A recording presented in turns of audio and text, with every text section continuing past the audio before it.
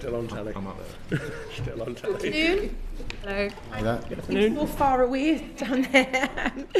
We're now going to hear oral evidence from Ian Hulme, who's the Interim Executive Director of Regulatory Supervision and Director of Regulatory Assurance for the Information Commissioner's Office. Natalie Black, Group Director for Infrastructure and Connectivity for Ofcom.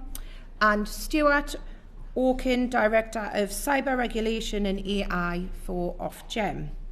We do need to stick to the timings in our programme motion that the committee has agreed to, so we have till 2:40 for this session. And could the witnesses please very briefly introduce themselves before we hand over to questions? Thank you. Thank you. Good afternoon. My name is Ian Hulme. I'm Interim Executive Director of Regulatory Supervision at the ICO. Good afternoon, I'm Natalie Black. I'm Group Director for Infrastructure and Connectivity at Ofcom. My name is Stuart Okin. Good afternoon. I'm the Director for Cyber Regulation and Artificial Intelligence at Ofgem. Okay. And over to Dr. Ben Spencer. Thank you, Madam Chair, and thanks again for giving us your time this afternoon. I've got a couple of questions. So one, and I'll do them all in one go. So one to start off with for Natalie, if that's okay. So Ofcom's role in cybersecurity regs has expanded quite significantly under this bill. What preparation has Ofcom undertaken already to ensure it's got sufficient capacity for effective oversight and, when necessary, enforcement in relation to its new regulatory obligations? And then my second question, which is sort of jointly for Ian and Stuart from the ICO and Ofgem, which is, some industry stakeholders have expressed concern about low levels of incident reporting and enforcement under the NIS1 regs. How will your respective approaches to regulation change as a result of this bill to ensure it's implemented and cyber resilience improved across the sectors that you're responsible for regulating? Thank you. I'll kick off if that's okay. So I'll focus on data centres because although we have some additional responsibilities in terms of building on the NIS requirements, the data centre aspect of the bill is certainly quite a substantial increase in responsibilities for us. But it is worth emphasising that we see this as a very natural evolution of our responsibilities in this sector. Communications infrastructure is evolving incredibly quickly, as you'll be well aware, and data centres is the next big focus. In terms of preparations, we're spending this time really getting to know the sector, making sure that we have the right relationships in place, so we're not starting from a standing start. I myself have done a number of visits, for example, to hear firsthand from industry what are their concerns, how they want to work with us. We're also, in particular, focusing on skills and recruitment. So we already have substantial cybersecurity responsibilities in the communications infrastructure sector. So we're building on the credibility of the team, but we are very focused on making sure that we continue to invest in them.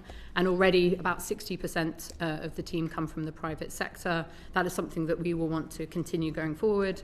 But we're not naive to how challenging it is to recruit in the cybersecurity sector. So we're working with colleagues from the National Cybersecurity Centre, for example, to look at the universities that they're accrediting for how we can recruit directly those kinds of opportunities.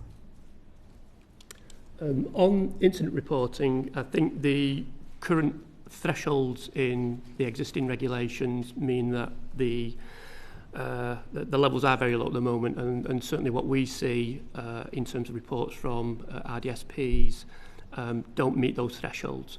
What I anticipate in the future is we will see more incidents reported to us, and with the enhanced regulatory powers that we will have and just the expanded scope of organisations that we will be responsible for, I anticipate that our oversight will deepen and there will be more ability in the future to undertake enforcement activity. But certainly from our perspective, we welcome the enhanced reporting requirements.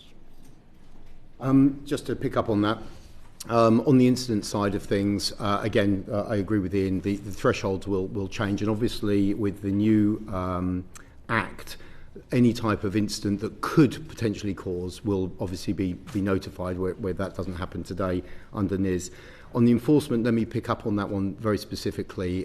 In the 7 years, we've actually used all of the enforcement regimes that are available to us, including penalties. So we have actually used those, and we will continue to do so. And we absolutely welcome the changes in the Act to bring up the levels, simplify the levels, and to bring up the levels, very similar to our sectorial powers that we have today. Ms Vince? Thank you, Chair. And I declare an interest. My father-in-law is Professor Robin Bloomfield, who is a Professor of Software and System Dependability in the City University of London, and I have a large data centre in my constituency of Harlow. My question is probably shorter than that, which is just really, just to ask you all really, why is it important to give regulators flexibility to implement guidance for the sectors that they cover? Shall I pick that one up as well? So within inside the energy sector, we tend to use operational technology rather than IT systems. So to explain, that will be technology without necessarily a screen. So that's embedded systems inside there. And therefore, it's important to be able to customize your guidance. So we do that today. We use the cyber assessment frameworks as a baseline, and then we have it's up on our website, a 335-page overlay to understand how that applies to operational technology in our particular space. So I think it's very important that you're able to customize accordingly. Indeed, even with the CAF, we've put in physical elements to that as well. We've added physical elements with the cyber assessment framework, which is incredibly important. So again, we welcome that flexibility is maintained in the new Act. If I may come in, and just to contrast with colleagues from Ofcom and Ofgem, ICO's sector is whole economy, so it's important that we're able to produce guidance which is speaking to all of those operators in that sector. And also, our sector is much bigger than colleagues. We, at the moment, currently have something like 550 GSPs registered. That will grow significantly with the inclusion of MSPs, and so guidance from our perspective is going to be really important in terms of that. Certainly setting expectations from a regulatory perspective. And just to round this off, I think at the end of the day, we always have to come back to what is the problem we're trying to solve. Yeah. And it's ensuring cybersecurity and resilience. Cyber as a threat, as you would have heard from many others today, is one that is always evolving. So the idea that we can have a stagnant approach is for the birds. We need to be flexible as regulators to adapt and evolve to the threat, but also to adapt and evolve to the different operators that we're going to be engaging with over the next couple of years. So I think collectively we all appreciate that flexibility. Yeah, thank you. Dr. Alison Gardner. Thank you. And I will point out that I once worked for the NHS AI and Digital Regulation Service and have worked with a number of different regulators, including the ICO. So I have experience of cross-regulatory working and its joys and its frustrations.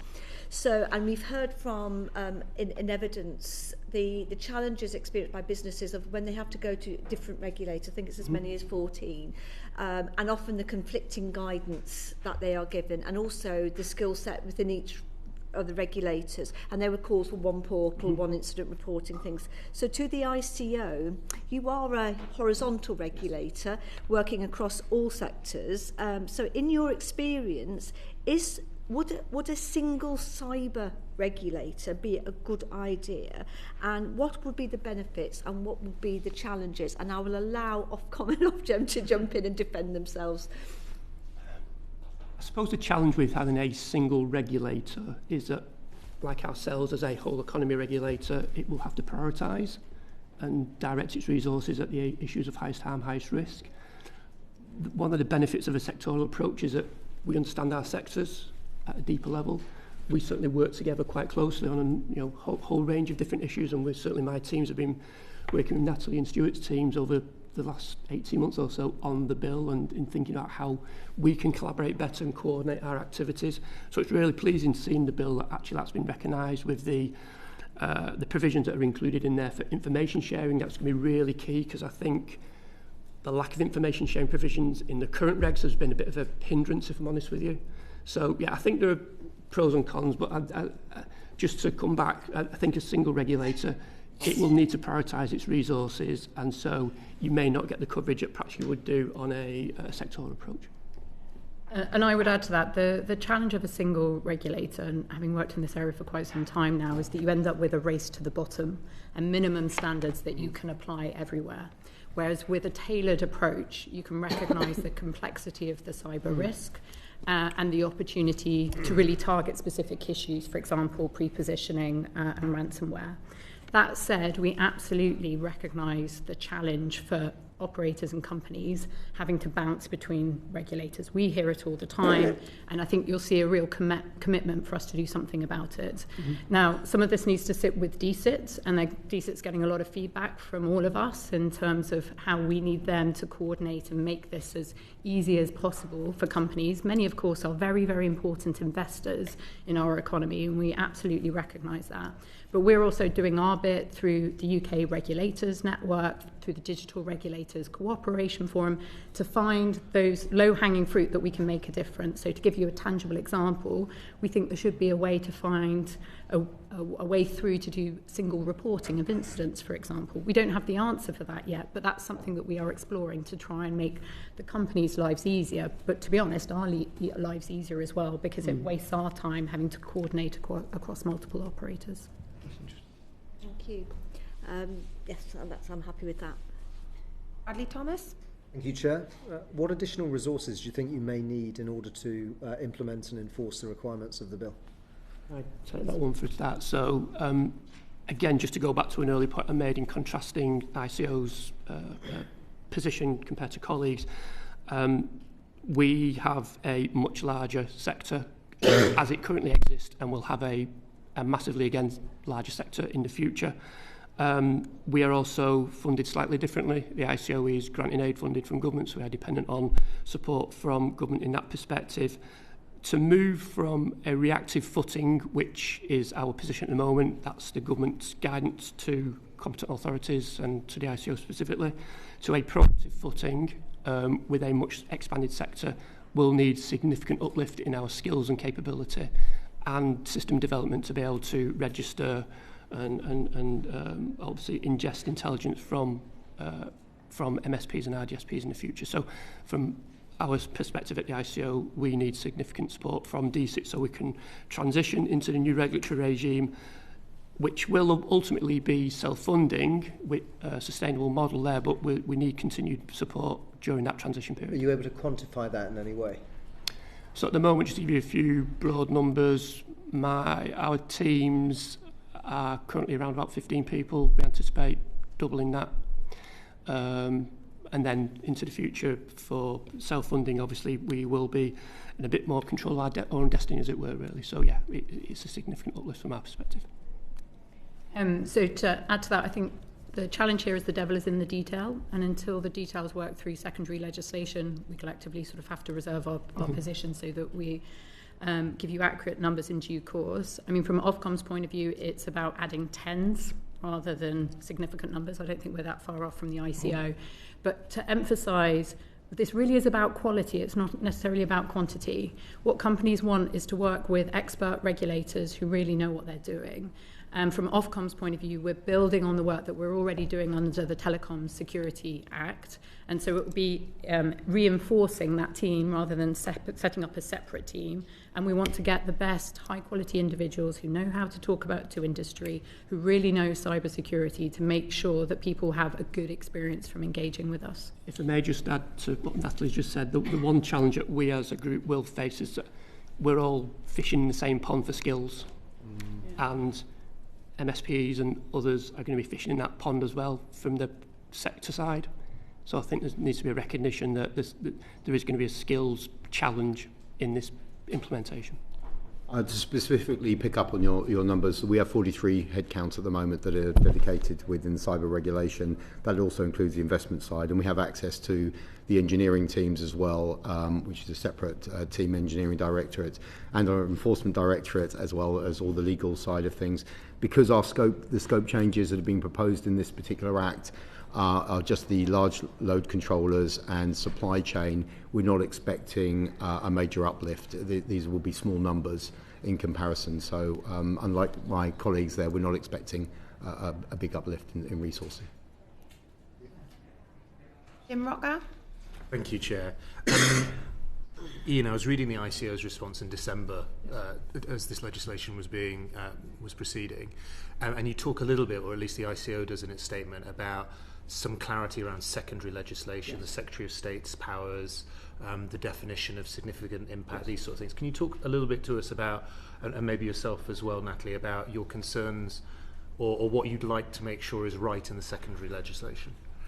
I think there are two angles to that. So just from a purely planning and preparation perspective, it makes it, without seeing the detail, it makes it incredibly difficult to know precisely what is expected of MSPs and RGSPs in the future, and therefore what our regulatory activity will be, which is why at the moment when I'm answering questions from colleagues, it's difficult to be really precise in terms of those numbers.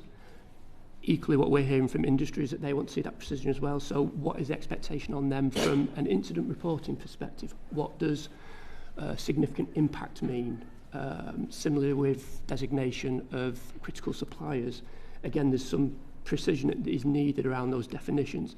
From a regulatory perspective, without that precision, what we'll probably find ourselves in is a series of potential cases which are, really arguing about the definition of an issue. So to give you an example, if the definition of MSP is vague, and we are saying to an MSP, well, we think you are in scope, and they're saying, no, we're not.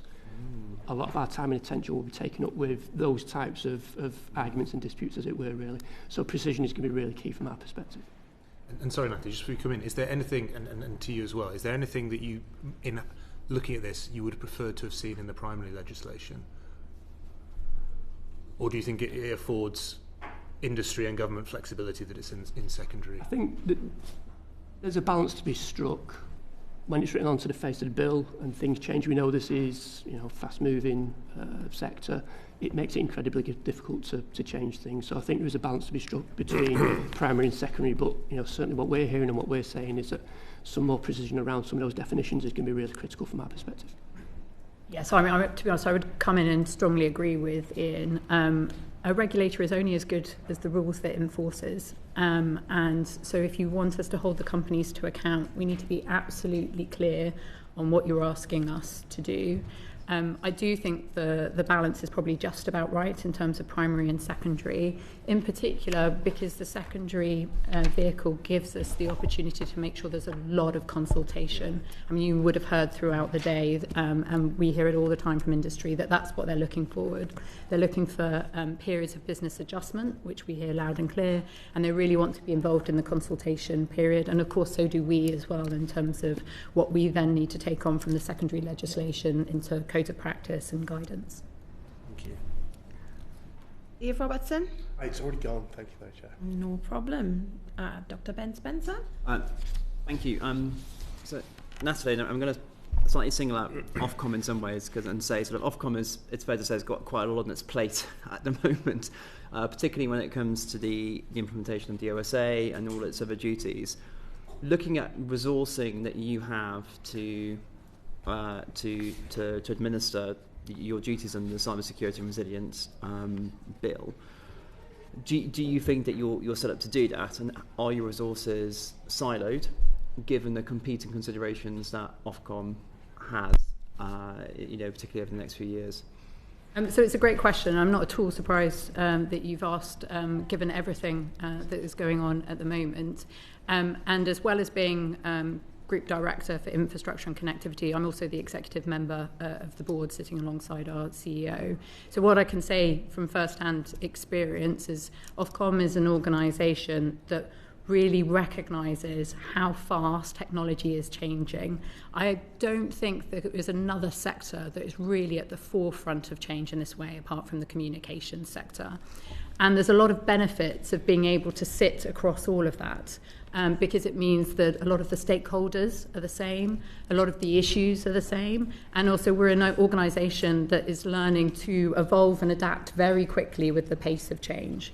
So that's why the Cybersecurity and Resilience Bill for us feels very much as a natural evolution of our responsibility in the security and resilience space. So we already have substantial responsibilities under NIS, of course, but also the Telecom Security Act that I mentioned. So as we take on these additional responsibilities, particularly particularly in data centres. We know some of the actors already. We know some of the issues. We're using our international team, for example, to understand the dynamics that are affecting the Online Safety Act, which potentially will materialise in some of the security and resilience world as well. And as a collective leadership team, we look across these issues together because that's actually where you see the real value. It's joining the dots in the current environment where you can make a real difference. I mean, that sounds slightly to me like an argument for having a single regulator as opposed to multiple sectoral regulators. Tell me if I apologise if I'm putting words into your mouth, but... So that's definitely not what I'm saying. I think again, you can cut the cake in many different ways. From where I sit and from my experience to date, I think that for sectors, you need specific sector regulators because you need regulators that understand the business dynamics, the commercial dynamics, the people dynamics, and what are the issues going on a day-to-day basis. At Ofcom, we have many people who have worked there for a very long time, so they know the history. They've seen these issues before. But when it comes to threats, and ultimately that's what we're dealing with, cybersecurity is a threat, it's cross-cutting, and it adapts and it evolves and it impacts in different ways. So I think the knack of having a sector regulator who really understands what's going on means that when you are dealing with cyber incidents, you understand the impact on real people, on real businesses, and ultimately can do something more quickly about it. From all three of your perspective, are you quite clear in terms of where your individual institutional responsibilities lie, and is there a clear water between organisations? Because I'm struck by the evidence that Ian Nevy from Amazon gave earlier on this morning, who said that I think as Amazon's regulated in the cybersecurity space by 4 different regulators. From your perspective, is the separation of duties and responsibilities clear? Is there a risk that the Secretary of State's ability to designate critical security risks muddies the water a bit there? I'll pick up on that if I may. So I think that we have a clear understanding of responsibilities. So we certainly do within Ofgem. So we're the joint competent authority with DESNES. DESNES will do the designation and incident handling. We will do all the rest of the operations from monitoring to enforcement, inspections, etc. So we understand our remit with NCSC as GCHQ is part of the CSERTs. They're ultimately responsible there. And I think going back to your sort of main concern, we are part of an ecosystem. We have to understand where our lines are drawn, where NCSC's responsibilities are, what their jobs are. Going back to our specifically being able to understand that we can talk about engineering aspects and understanding electrical engineering and gas engineering and the cyber elements that affect that, and also the resilience, just not cyber, but just the technology resilience.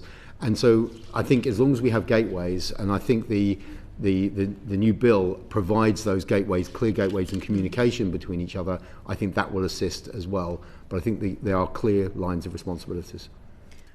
I would just add that I think it's clear at the moment. There's work to do to get in the same place for the Cybersecurity Resilience Bill.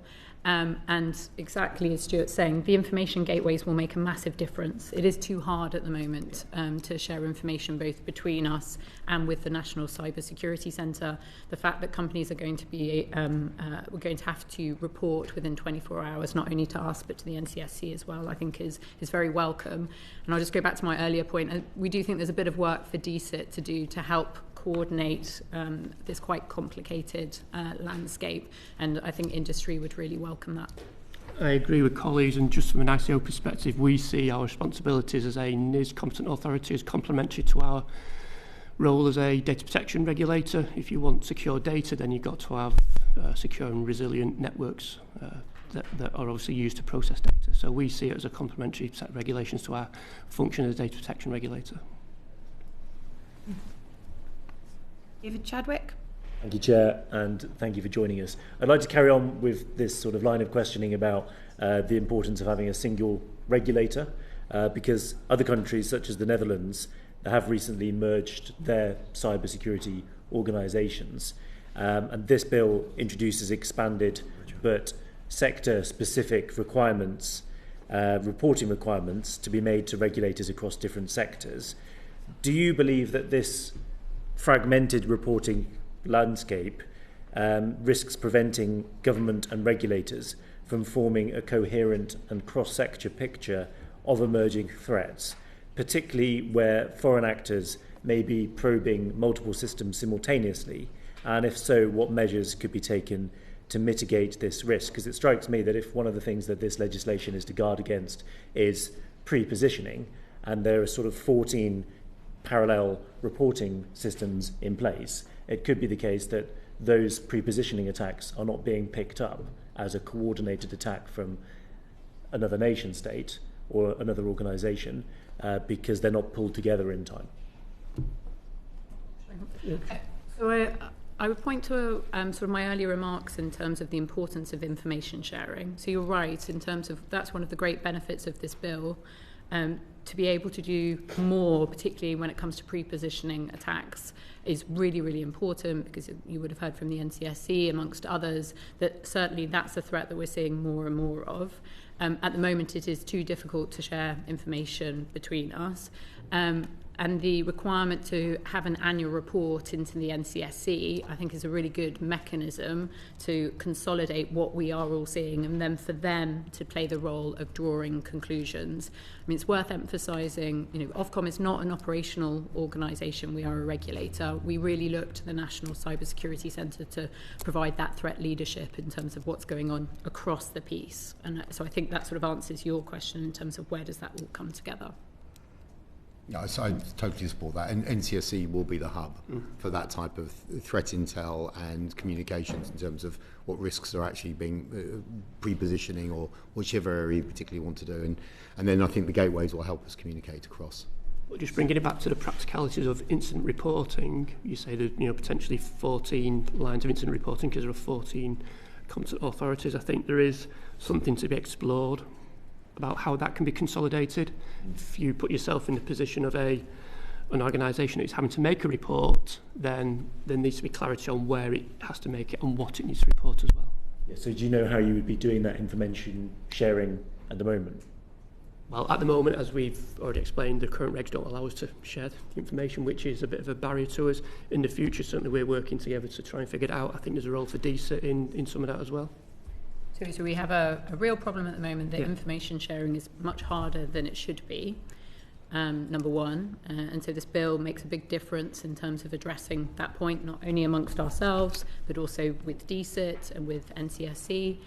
And then number two, we do think that there is an opportunity to improve information reporting, and particularly incident reporting. And we would welcome DSIT and working with others. I've mentioned the Digital Regulators Cooperation Forum to help us find a way to make it easier for industry, because the pace that we need to move at means that we want to ensure that there's no rub in the system where there doesn't need to be. Emily Darlington. Thank you, Chair. I had a question for you, Ian Hulme. In your role as ICO, clearly you're looking at data security. Data is obviously one of the main goals of cyber attacks. It's sort of in addition to it cuts across every sector in terms of the data sort of issues.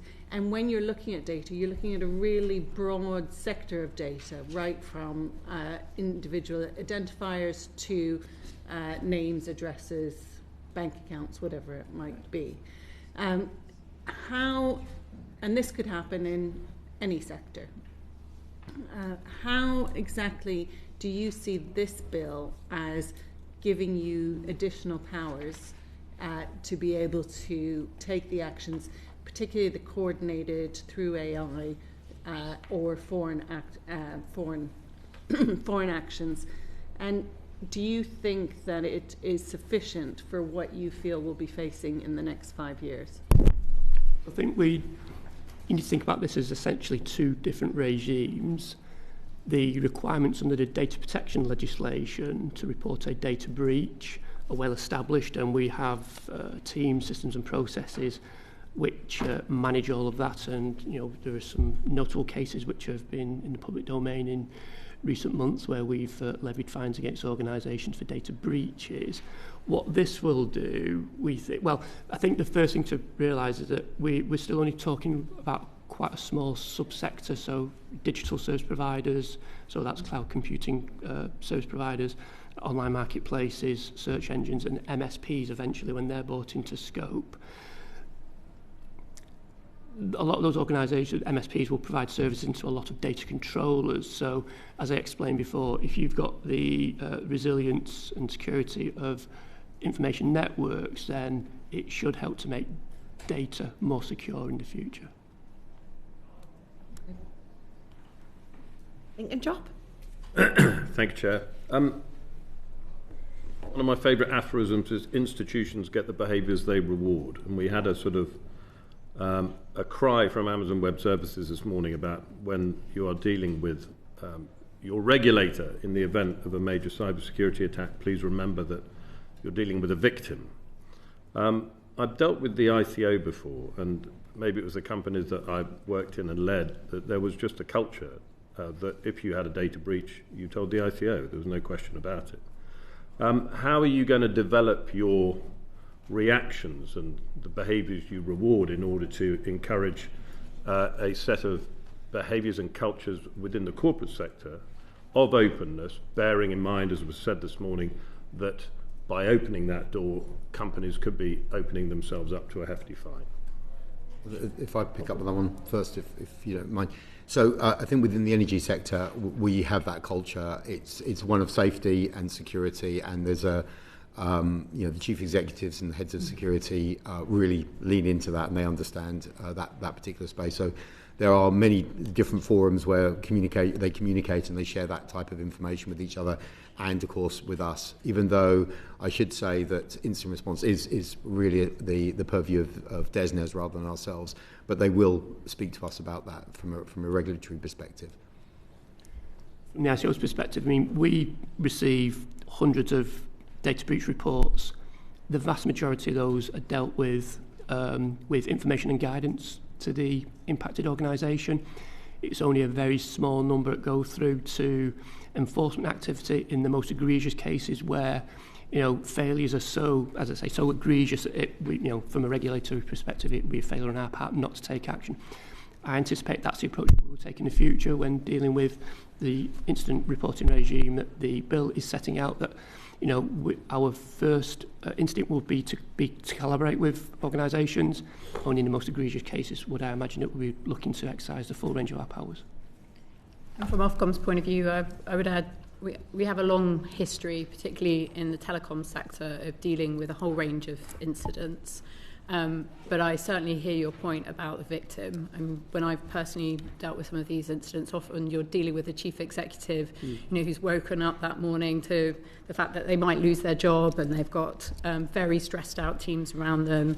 And certainly, it's always very hard to trust the initial information that's coming out, because no one really knows what's going on, certainly for the first few hours. So I think it's sort of the maturity and experience that we would want to bring to this expanded role when it comes to data centres. But ultimately, the best regulatory relationships I've seen is where there's a lot of trust and openness, that a regulator is not going to overreact. They're really going to understand what's going on, and they're very purposeful about what are they trying to achieve. And from Ofcom's point of view, it's always about protecting consumers and citizens, and particularly with one eye on security and resilience and economic growth.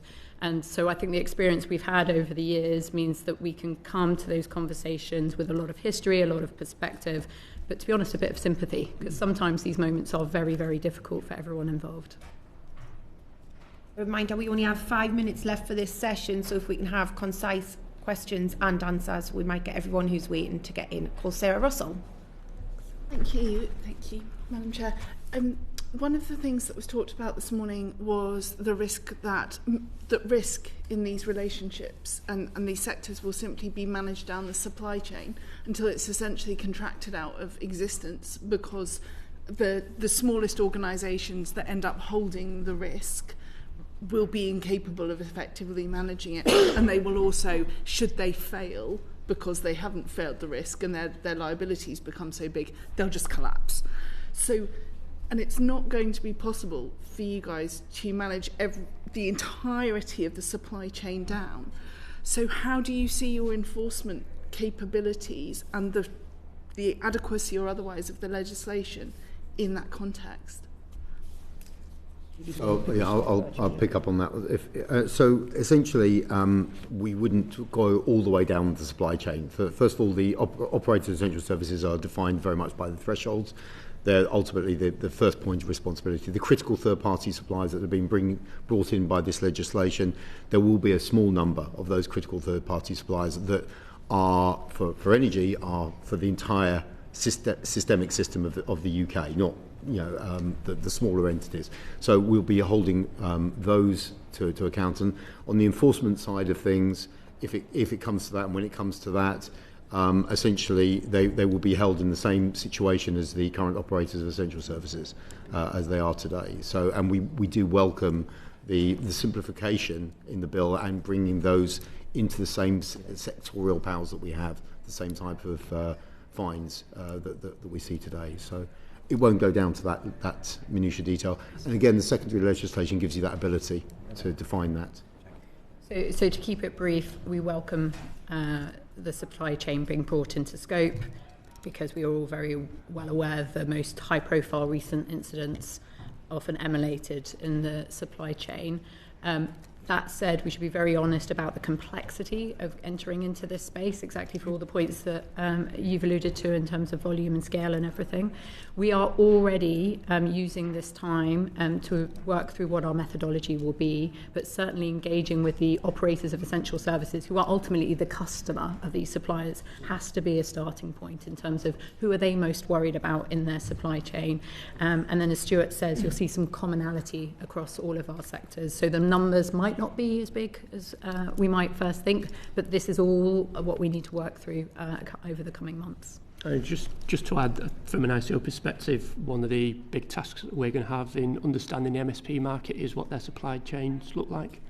So yeah, we're perhaps a little behind colleagues in other regulators because of the difference in regulatory regime, but yes, certainly that's one of the tasks that we will have to get to grips with.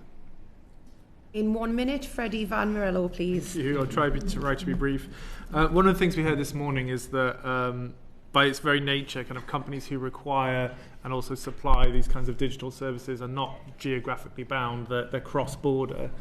So how do you, as regulators in the UK, manage and understand the need to regulate companies that operate cross-border? Certainly from ICO perspective, many RDSPs which we currently regulate are operating across boundaries.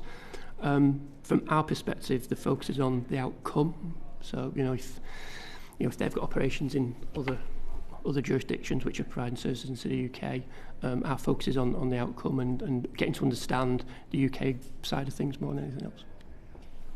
This is a challenge for us every day in terms of many of the companies that we operate that we regulate either have a footprint in the UK or multiple footprints around the world or vice versa.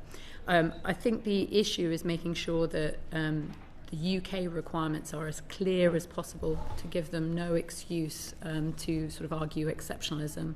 And that's why we really welcome the opportunity to get into the detail through secondary legislation. That's going to be very important to hold all the companies to account that we think need to. Order. That brings us to the end of the time allotted for the committee to ask questions.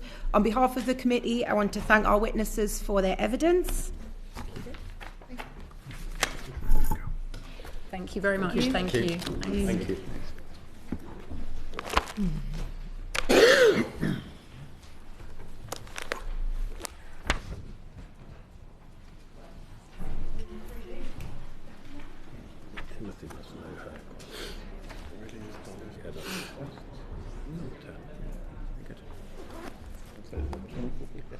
They were very good.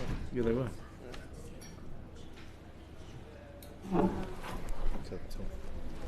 We will now hear oral evidence from Chung, Senior Analyst for the Inter-Parliamentary Alliance on China, and for this session we have until 3 p.m.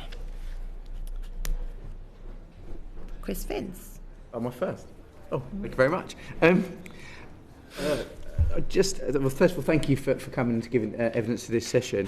I just really want to really understand like the sort of methods that hostile state actors, are using to infiltrate UK essential services and what we can do to obviously prevent that.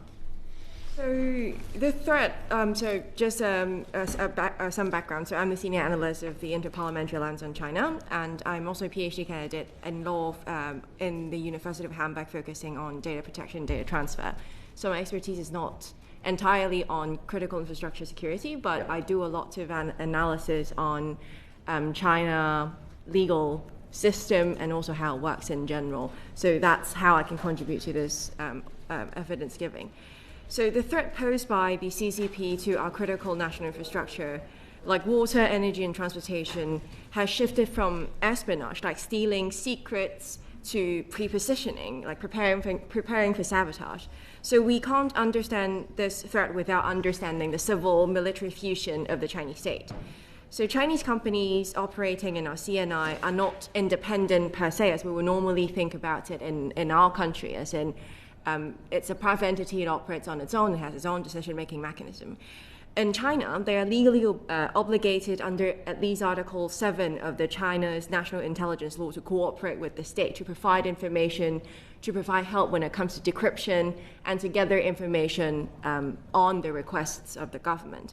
So as highlighted by the NCSC, groups like Vote Typhoon are pre-positioning within utility networks in the states. They do not use malware, and they live off the land using legitimate and administrator credentials to proceed undetected by disrupting, for years. And then it's not for financial gain, but they're actually doing it until the time is right, and they're going to pull the trigger and cause a crisis. And in transportation sector, there are a lot of these cellular IoT models that are embedded in e-buses or in EVs, that these devices require constant communication with servers in China to function. So it constantly feeds data back to China for maintenance, remote access of data, that kind of thing. It could be all innocent and as a feature for operational and functional purposes. But if, and only if, when Beijing orders data being handed over and actions to be taken, then it becomes a problem. So this is the context of the risk that we're facing when it comes to China, especially in terms of state-sponsored attack, because all entities under the Chinese law have an obligation, be it a foreign company in China or a local Chinese-founded company. And just to come back on because I'm thinking specifically about data, and I mean the reality is we talk. There's a back and forth about digital IDs, for example, but the reality is a lot of people's data already exists on the internet. In reality, I think what you're suggesting then is that there's not necessarily. I'm not wording this very well, but is it your view then that it's not necessarily about sort of short-term financial gain, that data can provide, but it's actually about sort of a long-term process of just gathering information? Is that the way you see it? I'd say gathering information and data is definitely one of the main goals, but it's not limited to data transfer, because right now in the context of the UK, they don't only need to rely on access to critical infrastructure. So under the Data Protection Act here in the UK, it's actually legal to transfer data, personal data, through a contractual clauses anyway. So they can have access to personal data as long as they have it. At the same time, it's not only, so of course gathering data give them insight on what is happening in the UK. If they want transportation data, if they want the power grid, they can also gather those data through different kinds of means. But I think it is also very important to understand Xi Jinping's comprehensive national security concept. I think this is the reason why they are so determined to collect information, not only in the UK but worldwide, because in this kind of comprehensive security concept, political security defined as the survival of the regime is paramount. So it overrides anything, not economic gain, not whether or not the GDP of China is going to grow in the next year, but any information, any action that they see as necessary to make sure that the CCP is in control. So that means it is gathering data of dissidents overseas, it is gathering data of the power grid, it is gathering data of transportation, anything they might find useful for different kind of purposes, ultimately to serve the goal of the survival of the regime. Yeah, that was a far better answer than my question. Thank you. Dr. Ben Spencer. And thank you, Madam Chair. And thanks for coming and giving us evidence to us this afternoon. I've got two questions, which is, what more do you think the government could be doing to make regulated sectors aware of the risks that, as you've just laid out, and what they can do to address them? And then my second question is that it's been recently reported that communications of senior government aides were hacked by the Chinese state affiliates between 21 and 24. In view of this threat to telecoms networks, what are the potential cyber risks to communications infrastructure that you see arising from the intended location of the China Super Embassy in the City of London? So on the first question about what can be done to educate or help the sectors to understand the risk, I think education is very paramount, because at this point we don't have comprehensive understanding of what kind of risks state actors like China poses. Like, we are very used to the idea that private entities are private entities because this is how the UK system works. But we don't see organizations, entities, or companies associated with China or the Chinese state is not in its own an independent actor, as we would expect or want to expect. So I think there is a lot of awareness raising to be done and a lot of guidance to be issued around how do we deal with these actors, because there are a lot of scholarly work saying that every part of the Chinese society, overseas companies and so on, are all the nodes of intelligence collection within the system of the CCP. So those things are very important when it comes to educating. And also the burden of identifying what is national security risk or not should not be put on like small, medium-sized businesses or even big companies, because they are not trained to understand what the risks are. And if you are not someone specializing in PLA technology and also the whole of state and a lot of other things academically, it will be very difficult to have to deal with those on a day-to-day basis and identify that's a threat and that's a threat. So I think that's one of the things that I would raise. And on the question on, sorry, what is the second question? I'm very sorry about that. It was with regards to the China Super Embassy that's been put in London. I mean, what cybersecurity risks do you think that pose, given your experience background? So on the embassy, I think there's not a lot of publicly available information on the sensitive cabling that's around the area, so I can't confidently say what is actually really going to happen if they started building the embassy and have such close contact with those cables.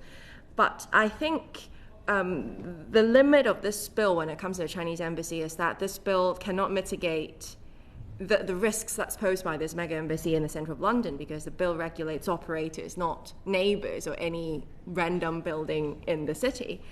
And if the embassy uses passive interception technology to harvest data from local Wi-Fi cellular networks, no UK water energy company is breached. There is no breach if they're only pre-positioning there to collect information instead of actually cutting off those cables and so on. It'll be too late when they cut off those cables. So there will be no report filed under this bill, even if it is under the scope of the bill when it comes to regulation. So the threat is environmental and really bypassing the bill's regulatory scope in this case. Thank you. Dave Robertson. Thank you, Chair. Thank you for coming in and talking to us this afternoon. I know the bill includes a couple of kind of backstop powers for the government to compel information and things like that. Have you got any views on whether they're sufficient to guarantee national security? Effectively, there's a couple of powers in the bill there. Just saying, are they going to meet what we want them to do in terms of protecting national security? I say to a certain extent it will. So for hackers or malicious actors that are aiming for financial gain or more traditional hacking methods, it will definitely do the job in protecting our national security. But the bill currently views resilience through an IT lens, and it's viewing this kind of regulatory framework as a market regulatory tool instead of something that is designed to address threats posed by state-sponsored actors. So it works for cyber criminals, but it does not work for state actors like China, who poses like structural leverage over our infrastructure. Because we have to, like as I said before, we have to understand that Chinese vendors are legally obliged to compromise these once they're required, and the fine under the bill is scary enough, but not as scary as being threatened to having your existence being threatened in China, whether or not you still have access to that market or you can still exist as a business in China. And so I'd say that is not doing the job to address state-sponsored hackers, but it really does help when it comes to traditional hacking of like phishing attempts or using malware and those kind of things. It definitely helps. Bradley Thomas? Thank you, Chair. For avoidance of doubt, put on the record that I am a member of the IPAC caucus within this Parliament. Thanks for coming in to see us. You've spoken about the threats from hostile and adversarial states. Given the scope of what we're talking about with regard to this bill, can you give us any insight as to what comparable Western nations are doing to protect themselves? Yes. So I think the US is probably a really good example to look at because it has passed an executive order 14028 in May 2021 that is requiring any software vendor selling to the US federal government to provide something called an software bill of materials, SBOM. So this is technically a table of ingredients of food, but for software. So you can see exactly what components this software is made of, because a lot of the times people who code are quite lazy to say that they will pull different parts and components that are available in databases, online, to form a software that we use. So by doing that, whenever things happen or whenever any kind of vulnerability is detected, you can very easily find out what happened. This is due to a recent hack in 2021 called Log4j. So there's a tiny free piece of code called Log4j that was found to have critical vulnerability. And it was buried inside thousands and thousands of commercial software products. And without this kind of list of ingredients, it will be very difficult for people who have been using this software to find out, because A, they might not have the technological capabilities, and B, they wouldn't even know if their software actually have that part of component. So this is one of the way that the US is doing to kind of mitigate those risks when it comes to software. And something that is not entirely in the scope of the bill, but also worth considering is how the US is working on the US Uyghur forced labor prevention. So it is designed to prevent forced labor goods from entering the supply chain. But the logic of preventing forced labor is probably something that the UK can consider. So it is saying that because the US realized that they could not inspect every factory in Xinjiang to prove forced labor, so they flipped the script. The law creates a rebuttal presumption that all goods from that region are tainted. So the burden of proof is now on the importer to prove that this with clear and convincing evidence that their supply chain is clean. So applied in the logic of this bill to protect cyber security, the similar logic can be considered. Like any entities who are cooperating with the PLA, for example, should be considered as compromised or non-trustworthy until proven otherwise. So this way you are not waiting until problems happen and then you realize, oh, this is actually tainted, but you kind of prevent it before it happens. So that would be the comparison that I'll make. In Rocker. Thank you, Chair. Can I also put on record that I'm a member of the IPAC caucus in this Parliament? Thank you for speaking to us today. Can I just turn the conversation a little bit on its head? Because we've been talking about national security and the threat from China and others. You were obviously an activist in Hong Kong, and you took a great deal of effort to fight the Chinese Communist Party's invasion of privacy violations using the national security law and other things. Do you see any risk in this legislation as regards civil liberties and privacy? I mean, we've had a little bit of a discussion about how much will go into secondary legislation, how broad the Secretary of State's powers might be under that. I'd say the threats to privacy, especially to my community, which is the Hong Kong diaspora community in this country, will be the fact that because we will be allowing under Clause 9 for remote access for the sake of maintenance, and under the scope of the bill also for like patches for updates and so on. So if we begin with like Chinese vendors and Chinese providers, then we will have to allow under the scope of this bill certain kind of remote access for these firms to maintain like the operation of softwares of different infrastructures.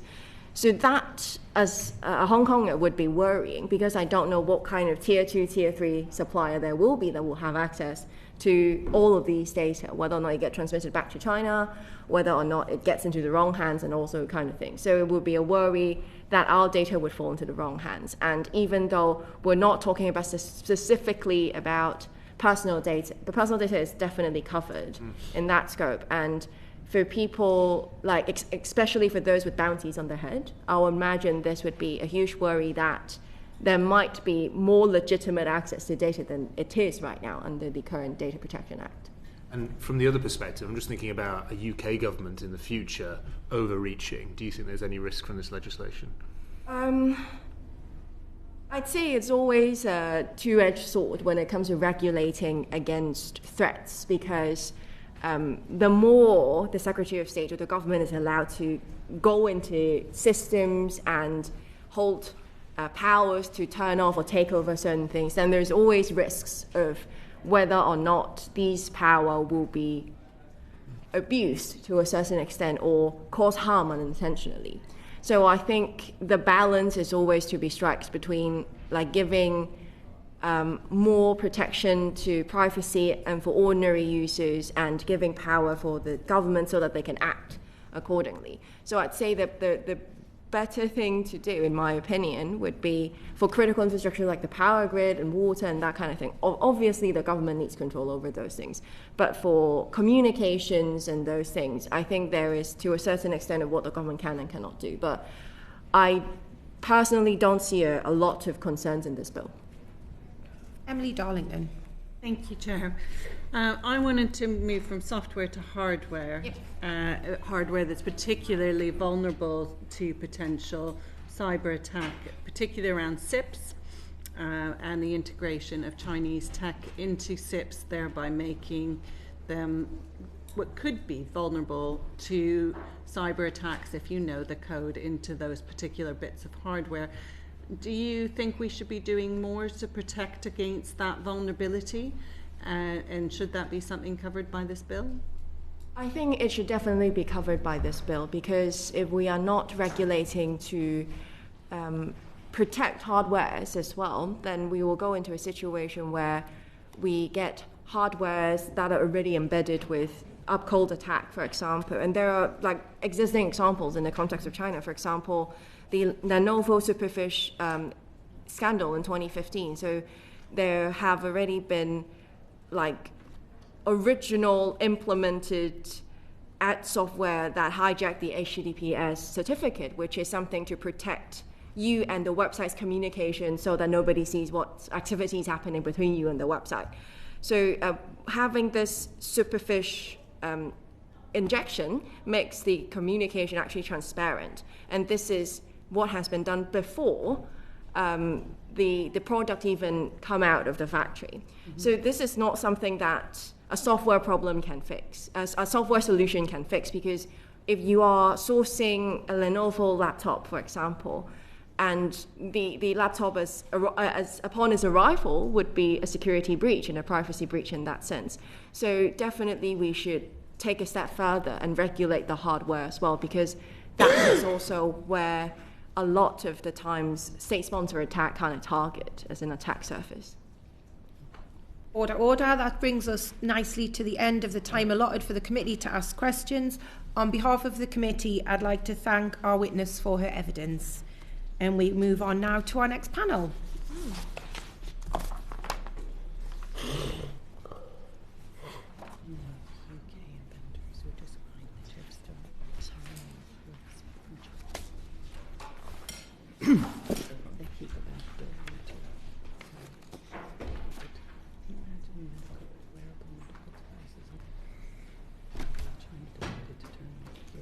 We'll now hear oral evidence from Professor John Child, Professor of Criminal Law at the University of Birmingham and co-founding director of the Criminal Law Reform Now Network.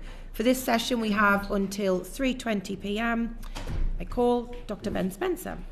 Thank you, Chair. Thank you for coming and giving us evidence this afternoon. I've got a couple of questions, which the first one being how can industry and cybersecurity researchers collaborate more effectively to increase cyber resilience in the network and information systems of regulated sectors? And the second question, sort of building on that, are there any model schemes or arrangements for reporting risks to affected companies that could incentivise legitimate research activities? Okay, thanks everybody.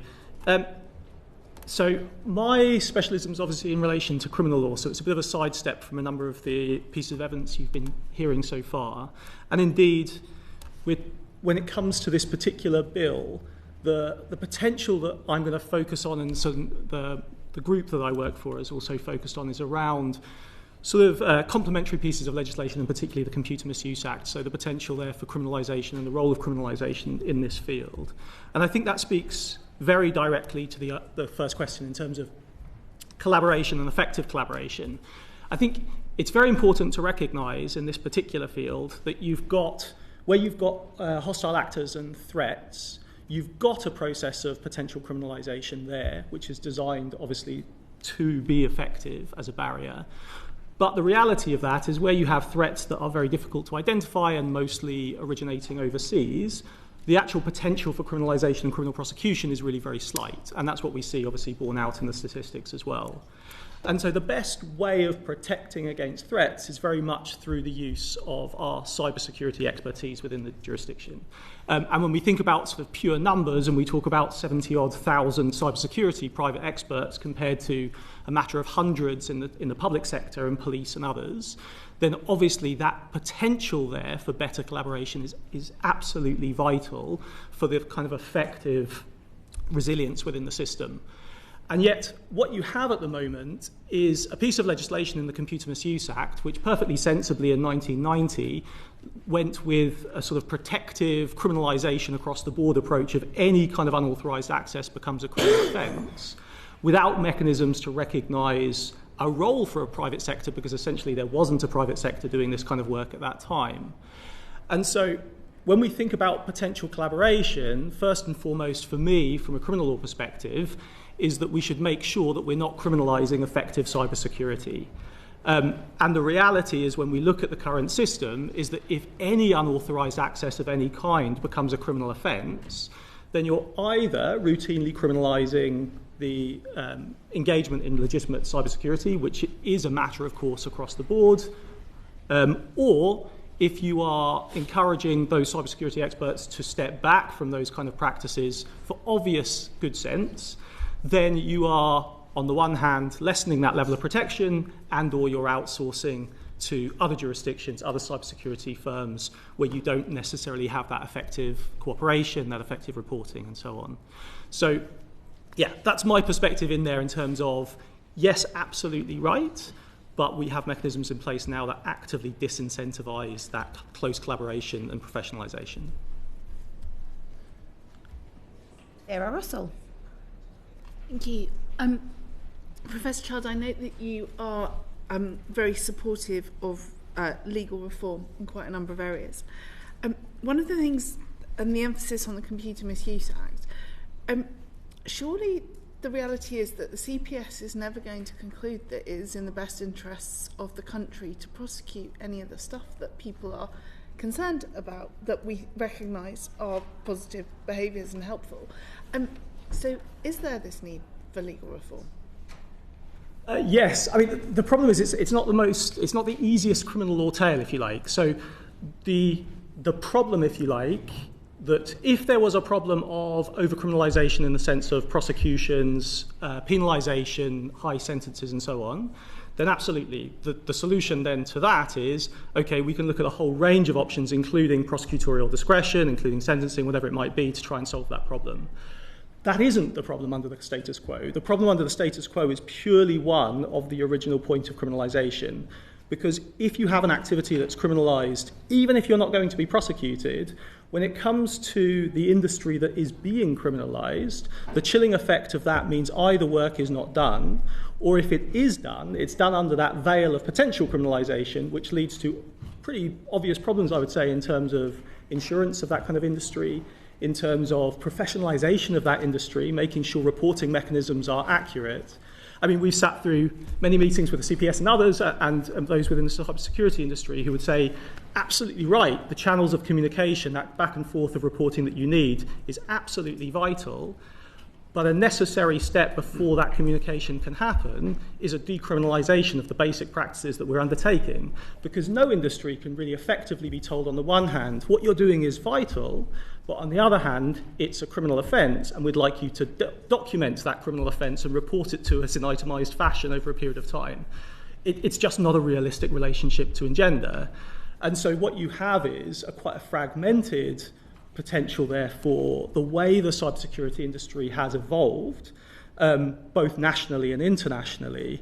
And the only way to get those kind of professionalisation payoffs and payoffs in terms of cyber resilience is actually by recognising that the criminal law is a barrier here, not because it's prosecuting, not because it's sentencing, but because of its very existence in that aspect, not allowing individuals to say, if heaven forbid I were prosecuted, I can explain that what I was doing was sort of nationally important, and that is the basis upon which I shouldn't be convicted, not because of the goodwill of a prosecutor. Dr. Alison Gardner. Oh, thank you. I have a couple of unconnected questions, actually. Related to that, we've asked a couple of times about whether senior board members should have legal statutory responsibility for cyber. And the pros and cons of that is that that it's not seen as a priority. Culture change has to be top down, but there are issues with smaller companies bearing the burden of the responsibility that is actually diffused along the supply chain. But also boards tend to have a sort of a focus on providing returns for the shareholders, may not be investing in this very complex arena. So I'm just interested in what your thoughts are. Does the bill do enough to make senior executives responsible for their organisation's cybersecurity? So I think, in terms of my view on the particular bill before us at the moment, I think it does a lot of things really quite effectively, in the sense of it modernises in a sensible way. It allows for that kind of recognising of change of threat and type and so on. And also I think what's crucially important, and sort of comes back to some of my criminalisation points, is it also allows that move of modernisation and flexibility through into secondary legislation rather than purely relying on the machinations of primary legislation. In terms of board level responsibility, I think I have to be able to say that I can't speak too clearly or authoritatively on the civil law aspects here, but I do think, again, drawing on my kind of criminal law background, there is something in that as well. At the moment, we have potential for criminalisation that applies very much to those who are making access to another person's system, unauthorised access. That's the way the criminal law works. We also have potential for corporate liability that can lead all the way up to boardrooms, but only in the context of really if you have a directing mind. So if you essentially have a board member who is directing that activity specifically, which is very unlikely, apart from in very smaller companies. What you can have is if you have a legal regime where you say, okay, whether it's through accreditation or simple public interest defences, you can say there are certain activities which involve the unauthorised access to another person's system, which may be legitimate, indeed necessary, but we want a professional culture within that. We don't want that outsourced to individuals around the world. What you can then build in is sensible corporate liability based on consent or connivance, which goes to individuals within a boardroom, or which goes to a failure to prevent model of criminalisation, which is more and more popular when it comes to financial crimes, where you can say, okay, if this is existing within your sector, as an industry and as a company, you can be potentially liable as an entity if you are not making sure that these powers are being used responsibly and that you're not outsourcing essentially to individuals in order to avoid personal liabilities. Thank you, and that was quite a detailed question, so a very quick one. In amongst all of that, so what measures would you want to see the government take to enhance the cyber resilience of the UK's critical national infrastructure? And I'm quite interested on your thoughts, if you have any, on requirements for, fail-safes and the risk management of that, and indeed non-technical resilience measures that would be needed in case of complete failure. So again, I have to draw back to the sort of the criminal law aspects of this. I think when you look at the bill, it does the things that it needs to do well, and certainly for the conversations I've had with those in cybersecurity and so on, this seems like these are welcome steps in the right direction. I would say again, though, that when you're looking at critical national infrastructure, although you can create layers of civil responsibility and regulation, which is entirely sensible, most of that will filter down to individuals doing that cybersecurity and resilience work.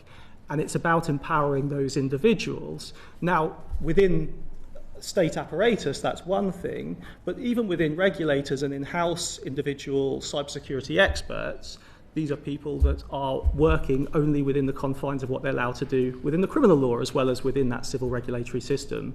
So I guess why I've been asked here, and a lot of my work is focused on, is that if you are filtering down to these individuals necessarily doing work for security of national infrastructure as well as commercial infrastructure, you need to be able to empower them to do that work effectively. And the current law doesn't do that. And it creates problems of either doing the work in the veil of criminalisation or not doing the work, and that work being outsourced to places where you don't have that back and forth communication and reporting regime that you would need. Thank you. I think you're touching on the old problem of where does liability lie when you've got this long supply chain of diffused responsibility, but thank you. There are no further questions from members. Oh, there are. Dave Robertson. Thank you, Chair, and thank you, Professor, for coming along. Earlier on you were saying that when the Computer Misuse Act was written in 1990, there weren't many people doing cybersecurity work. And then there was, you kind of attested that the criminalisation element was negative for a number of reasons. Obviously, since then, we have had a private sector in this area grow up.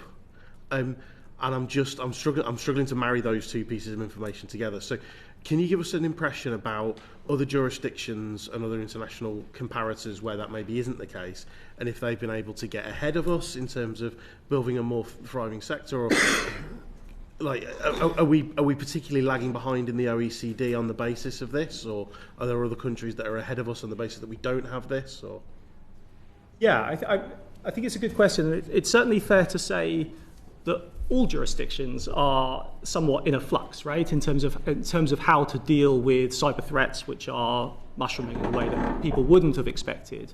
Certainly not in 1990, but even for many years after that. What we see when we look at the various international conventions, OECD, Budapest Convention, and so on, is that there are requirements of regulation and criminalisation, but they're not nearly as wide as the blanket approach that was taken in this country. And so in some of our sort of comparative civil law jurisdictions in the rest of Europe, they start from a slightly different place in the sense that they didn't necessarily take that kind of maximist approach to criminalisation in the same way we did. So a number of jurisdictions, you don't have direct criminalisation of all activities regardless of the intention of the actor in the same way that we do. So we're starting from a slightly different position. Having said that, we do see a number of jurisdictions making positive strides in this direction because they need to. And indeed, we see it at European Union level as well, where directives are being created in order to try and target this area of concern. So a few examples. I mean, we wrote a comparative report, incidentally, which is openly available. But just in terms of some highlights of that, you've got a provision within the French law, for example, which, despite mandatory prosecution as a general model within the French criminal law, there's a carve-out in relation to cybersecurity and legitimate actors in that way, where there isn't that requirement to prosecute. In Holland, in the Netherlands, where there was a scandal around sort of hacking of key cards for public transport, which was done for kind of responsible reasons, and then there was a backlash in relation to prosecution there were measures taken in terms of prosecutorial discretion. Most recently, in Portugal, we've seen a specific cybersecurity defence created within the criminal law just last year. Other jurisdictions, I mean, the US, it varies between states, and you have quite an unhelpful debate in a lot of those states between sort of minimist and maximist positions, where they either want to have complete hackback on the one hand or no action at all on the other. But you have a slightly more tolerant kind of regime in terms of prosecution. So there's varying degrees, but certainly that direction of travel for sensible criminal law reasons that I would speak to, as well as the commercial benefits that come with a sector that's actually allowed to do its work properly, and the security benefits. That's certainly the direction of travel. And then just to follow up, because that's a really helpful kind of international comparator on where they are with the criminal law. Is that having any? Is there any correlation between that and the ability of people within those jurisdictions to act and work in this space? Because obviously in the UK we've seen from 1990 a significant increase in the number of people working in this area. And that's the real thing for me, is if we can prove that internationally where there's a significant change in the different jurisdictions that are minimalist and maximalist, and if there's one of them that are particularly encouraging more people to work in this area, and therefore with a wider pool of talent they're going to be able to protect critical infrastructure better. Does that correlation exist?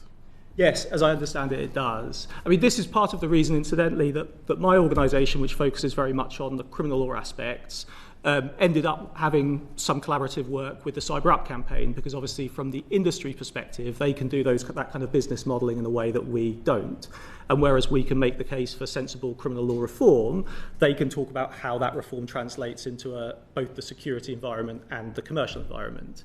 So their perspective on this, well, there's firstly the basics that we can see that there's already outsourcing of these kinds of services, particularly to the US, to Israel, to other more permissive jurisdictions. Simply because if you're a cybersecurity expert in one of those jurisdictions, you're freer to be able to do the kind of work that companies would like you to be able to do to make sure their systems are safe here. There's also then, the sectoral kind of surveys and so on, and predictions that are made in terms of what is likely to do to the profession if you allow them to do these kinds of services within this jurisdiction, both in terms of the security benefits, but also they're talking about something like a 10% increase in the likely projection of what cybersecurity looks like in this jurisdiction, personnel, GDP and so on. Dr. Ben Spencer? Thank you. What are the arguments against amending the CMA, and how would you deal with those arguments? Well, so there are obviously a number. It's always more comfortable when you have a beginning point of criminalisation, the argument to decriminalise in the context of an environment where you want to protect against threats is a slightly unintuitive sell sometimes. And so it's the point of saying that the criminalisation that we have, is it doing the work is necessary to do in terms of actually fighting the threats? To some extent, yes, but it's limited. And is it doing harms? And that's the argument as to say why it is doing harms. This is why, and it comes back to the point that was made earlier, and it's a perfectly sensible one, when you speak to the CPS and others, their position as prosecutors is to say, well, very few people are being prosecuted, and we certainly don't want to be prosecuting legitimate cybersecurity experts, so therefore there is no problem. Now, admittedly, that means there is no problem in terms of actual criminalisation and prosecution, but that's the wrong problem. If you focus on the problem being one of the chilling effect of the existence of the criminalisation point in the first place, you simply cannot solve that through prosecutorial discretion, and nor should you when it comes to identifying what a wrong is that deserves to be criminalised. And you certainly can't resolve it through sentencing provisions. The only way you can sensibly resolve that is either by changing the offence, which is very difficult, not least because from a position of criminalisation to completely remove it, it might be where some of our other civil jurisdictions were able to begin, but realistically from the point we are now, the best solve is to go by way of defence. Because if you have a defence which can be specifically tailored for cybersecurity and for legitimate actors, you can build in reverse burdens of proof, you can build in objective standards of what's required in terms of public interest.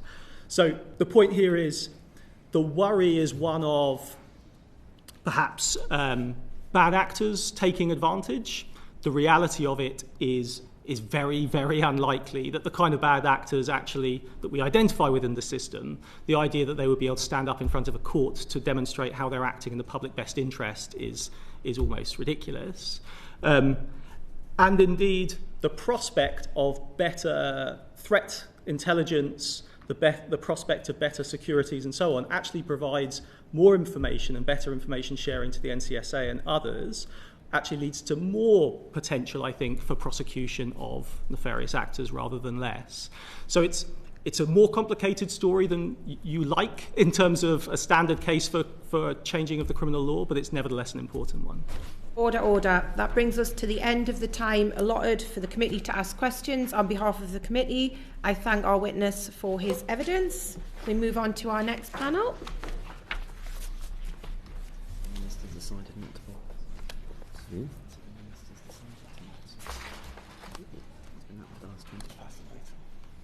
Actually enjoyed interesting.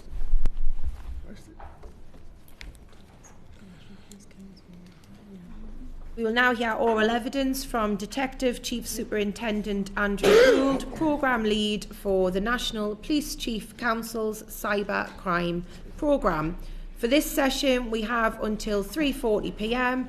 I call Dr. Ben Spencer. Thank you, Madam Chair. And thank you very much for coming and giving us evidence this afternoon, and thank you for your service. I've got two questions. Who are the main threat actors in cyber attacks on UK networks and information systems, what they break down into from state actors, affiliates and criminal gangs? And my second question is related to ransomware attacks. You'll know the government review states that ransomware is the greatest of all serious and organised cyber crime threats. In your view, what's the scale of that threat and which sectors, businesses are the primary targets? Okay, so to take the actors first, I suppose. I think the actors are probably quite well known in terms of the general groupings. Looking at, yes, we've got our state actors, the kind of traditional adversaries that we regularly talk about, and then generally offer very much a higher end of capability, as you'll all be aware. Probably the next biggest threat group then are your organised crime groups, and then you see a real diversity of capability within that. You'll see some that are highly capable, often foreign jurisdictions, or Russian jurisdictions, Russian speaking, often the kind of the malware developers, the more sophisticated as a service type offerings, and we see more and more of ransomware and other crime types almost operating as franchises. So here's the capability, off you go, give us a cut. Then they've got less control around how those capabilities are then used. So you're seeing like a real diversification of the threat, particularly when it comes to ransomware. And then where you've got that proximity as well to kind of state directed, if maybe not quite state controlled, that crossover between some of those high-end organised crime groups and state, I'm thinking sort of most primarily Russia, it's a lot harder then to attribute the intent behind an attack, where you've got that blurring of, well, who was it and for what purpose was it done, and there's that element of deniability being that one further step away. And then moving back down that kind of organised crime group level, then you've got a real kind of profusion of less capable actors within that space, really from all around the world. So driving huge volumes, but often using quite sophisticated tools, but not really understanding how they work. So what we've seen is quite a almost like a fragmentation in the criminal marketplace, as you were. So the barrier to criminal entry is probably lower than it's ever been. You can download these capabilities quite readily. You can watch a tutorial on YouTube or anywhere else on how to use them, and off you go, even if you don't necessarily understand that impact. And we certainly saw a real shift from traditional criminals and crime groups, sort of post-pandemic, into more and more kind of online crime, because it was easier and less risky. And then you look more broadly at your kind of hacktivists, terrorists, probably a lot less capable. They might have the intent but not the capability so much. And then the group that are sometimes slightly patronisingly described as your kiddie scripters, your young individual who's maybe got a real interest in developing their skills, has an understanding that what they're doing is wrong, but isn't really like financially or criminally motivated necessarily, and probably if they weren't engaging in that kind of cybercrime, wouldn't be engaging in other areas of criminality, but can still do an awful lot of damage with the tools that they can get their hands on, given so many organisations seem to struggle to even kind of deliver a basic level of cyber resilience and cyber security. I think one of the things that we've really noticed changing over the last sort of 18 months is that real diversification of the UK threat. So your traditional UK cyber criminal, if there is such a thing, primarily totally focused on hacking for personal benefit, ransomware, other activity. Now we're seeing a diversification and more of a hybrid cross-organised crime threat, where there's kind of two factors to that, and we often hear it described sort of in the media or by us within law enforcement publicly as the comm threat, this emerging community online, otherwise known sometimes as scattered spy there. there we're seeing, I think, two elements to those sorts of groups. So you see an element of maybe more traditional cyber skills, engage in hacking, or then using those skills for fraud. But then we also see those skills being put to using computer misuse act offending to enable other offences. So one of the big areas for that at the moment that we see is around intimate image abuse.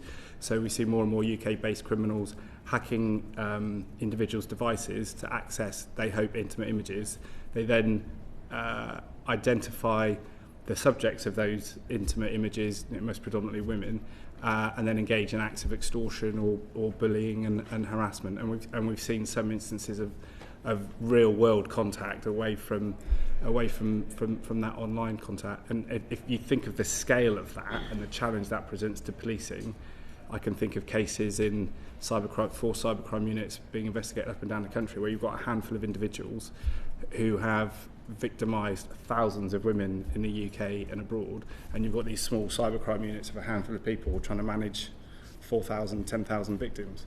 It's very, very difficult, very, very challenging. But the flip side of that is also, if they're UK based, we've got a much better chance of getting hold of them. And so we're seeing a lot more arrests for those kind of cross hybrid threats, which is a positive, but there's definitely an emerging cohort that then starts to blend into, if you think of Southport and violent fixated individuals and that kind of threat, there seems to be a real mishmash of online threat coming together and then separating apart in a way that we've just never seen historically. So that's a real change in the UK threat that's driving a lot of policing activity. But to go to your ransomware question, I think what's interesting in terms of the kind of organisations that are impacted by ransomware, a lot of the ransomware actors don't want to come to notice for hitting critical national infrastructure.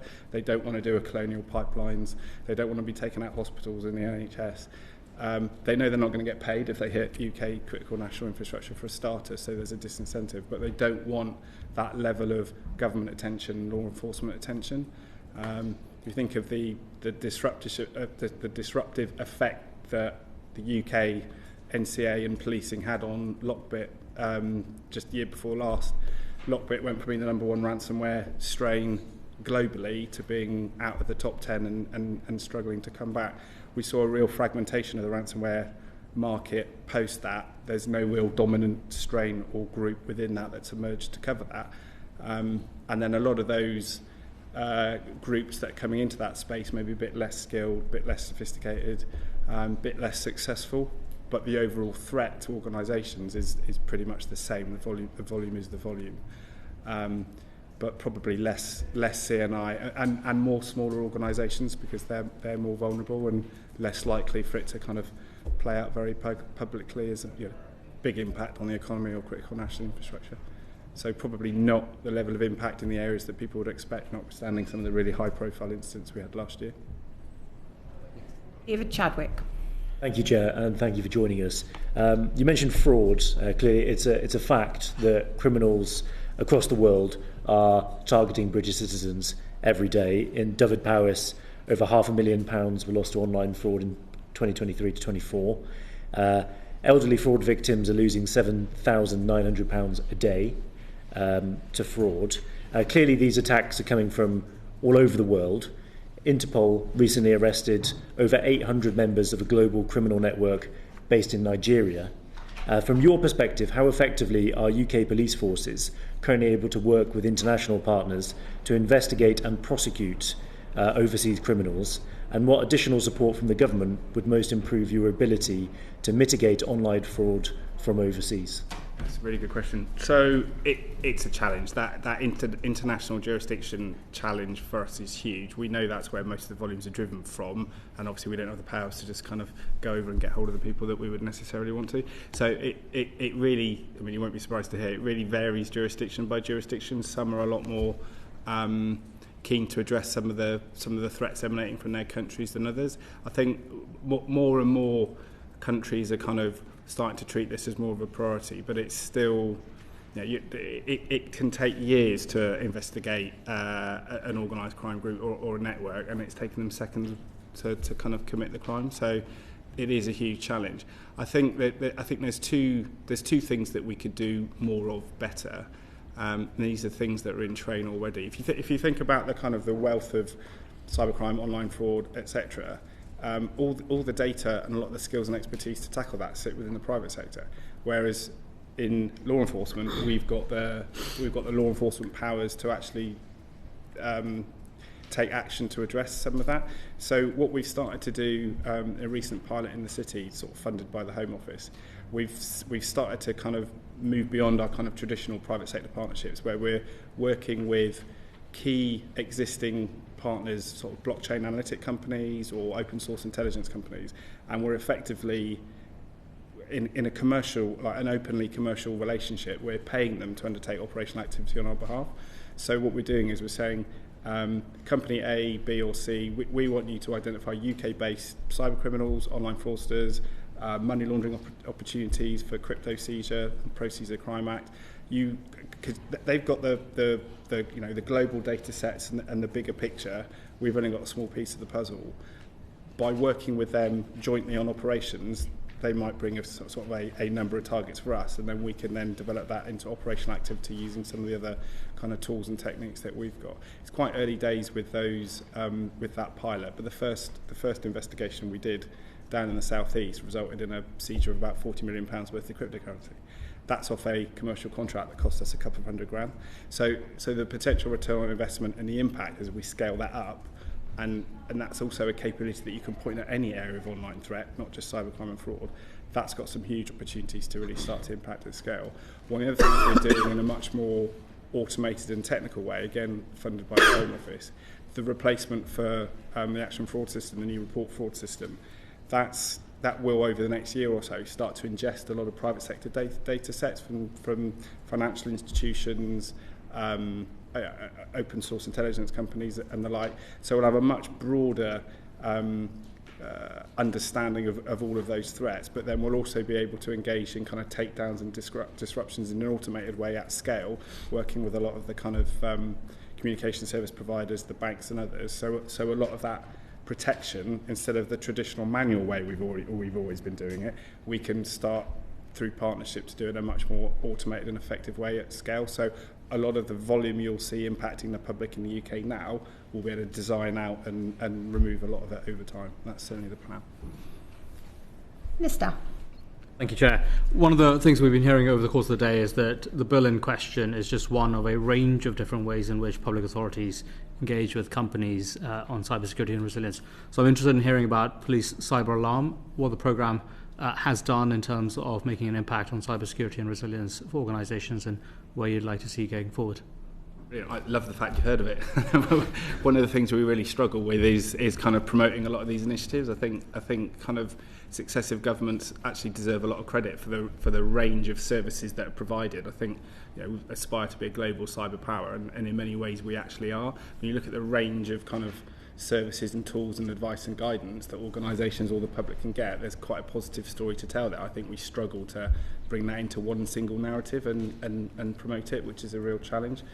So people just don't know that those services are there. But for those that aren't familiar with Police Cyber Alarm, it's a Home Office funded policing tool where we're focused on small and medium-sized organisations that don't probably have the skills or the understanding to be able to protect themselves as effectively themselves.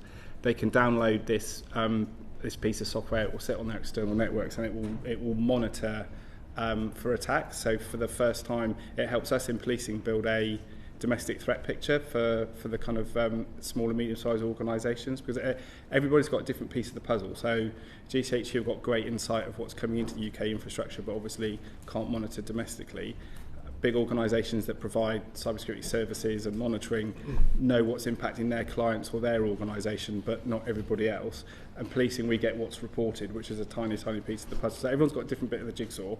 None of it fits together, and even there would still be gaps. And for SMEs, that's a particular gap. So for us, we get the threat intelligence to drive our operational activity, which has been quite successful for us. But the benefit for member organisations, and we're up to about sort of 12,000 organisations at the moment, mostly schools predominantly, because we know schools are some of the most vulnerable to attack for a variety of reasons. So having this free tool available, it can do the monthly vulnerability scans and assessments, so they're getting a report from the police that says this is what you need to fix, this is what you need to patch. We don't publicly offer a lifetime monitoring service because we don't we wouldn't want the liability and the responsibility, but we don't have the infrastructure to run that scale of security operations centre. But in effect, for a long time, that's actually what we have been doing. Maybe not 24/7, but for most of the time, because we've been able to identify precursor activity to ransomware attacks on schools or other organisations, and we've been able to actually step in and prevent that from happening. There have been instances where officers have literally got in cars and gone on the blue light to organisations to say, right, you need to shut some stuff off now because you're about to lose control of your whole organisation. So to that extent, it's been really impactful. The challenge for us is, how do you scale? How do you scale so people understand that it's there? How do you make it easier for organisations to install? That's one of the things that we're working on at the moment. So everybody can benefit from the scans and the threat reporting, and we can benefit from that bigger understanding of what's going on. And the flip side, the other half of the kind of the SME offer from our point of view is our cyber resilience centres. So working with some of the top student talent in the country, we can scale to offer our member organisations across the country the latest advice and guidance, help them understand what the NCSE advice and guidance is, and then help them get the right level of security policies, patch their systems, all of that kind of thing. So to help them kind of take those first steps on their cyber resilience journey, and then hopefully be more mature consumers of cyber security industry services sort of going forward. So we're helping to kind of create a market for growth, but we're also helping those organisations understand their specific vulnerabilities and improve from a very base level. Bradley Thomas. Thank you, Chair. With regard to ransom payments and extortion attempts, what do you typically see? Is it sort of a monetary gain or intellectual property data? What's the kind of split? Another really good question. It generates financial, but you'll often get what's kind of called that double dip. So they'll get the extraction of data as well as the kind of encryption of it, so you no longer have access to it. They might take that data as well, primarily personal data, because of the regulatory pressures and challenges that brings. And I think there's a sense among a lot of criminal groups that if they've got personal data, you're more likely to pay because you don't want the reputational embarrassment and all the rest of it, as opposed to taking, say, intellectual property, for example. But that's not that doesn't happen as well. So, yeah, primarily financial gain. Ms. Vince? Oh, thank you, Chair. I think part of my concern is how quickly the pace of the changes of the technology that these hackers are using. I'm sure that's a concern for you as well. And one of the kind of conversations about this particular bill is how flexible or inflexible it should be. What's your view on, the changing pace of the threat we face in terms of criminality when it comes to cyber attacks, and how this bill can best frame itself to deal with that ever-changing challenge and threat? Yeah, it's a tricky one, isn't it? It feels like it's getting ever faster and ever more challenging in terms of the technology change. But I first went into cybercrime in the Met back in 2014, and I look at the advice that we were giving then is still the same advice we're giving now. So I think sometimes kind of your head can explode with the technical complexity of it, but actually a lot of the solution just comes down to doing the really boring basics in a world-class way. So it's things like patching, doing your software updates, whether you're a member of the public or you're running an organisation, finding a way to do those updates and patch, that's 50% of the threat gone there and then.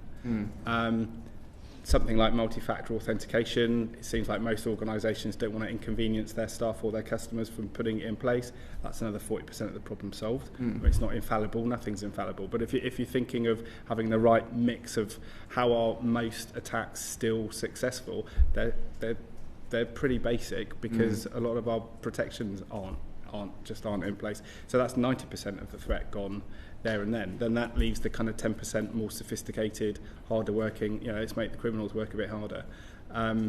Order. Sorry, that brings us to the end of the time allotted for the committee to ask questions.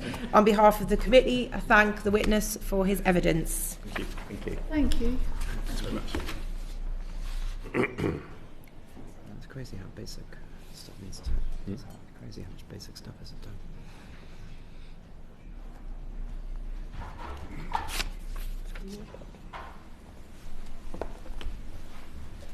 We will now hear oral evidence from Richard Starnes, Chair of the Information Security Panel for the Worshipful Company of Information Technologists. For this session we have until 4 p.m.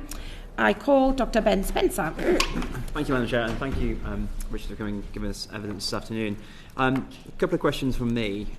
In your view, was the regulatory enforcement regime under NIS 1 effective? And as drafted, do you think does this bill tackle those challenges? And then my second question is about information sharing and analysis centres. Could you explain how they improve cyber resilience in the sectors where they currently operate?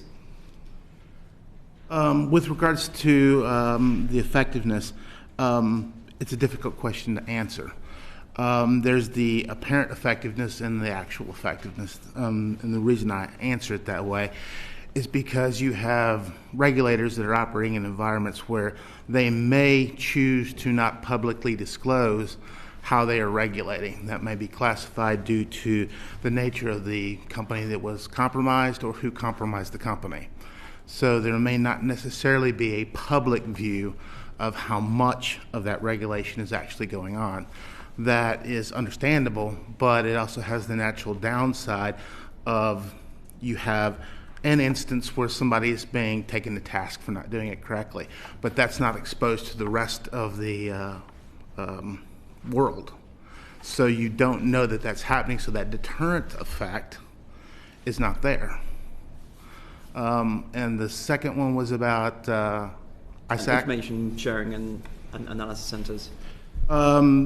Those started in the United States 20, 25 years ago, of different companies in the same boat. The first one that I was aware of was the FS-ISAC, which is the Financial Services ISAC.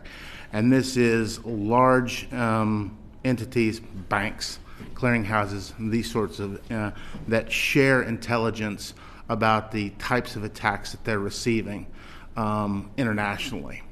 They may be competing with one another in their chosen businesses, but they are all in the same boat with regard to being attacked by whatever entities is attacking them.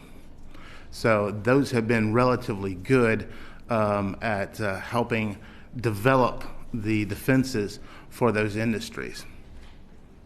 You think this would be helpful in this context?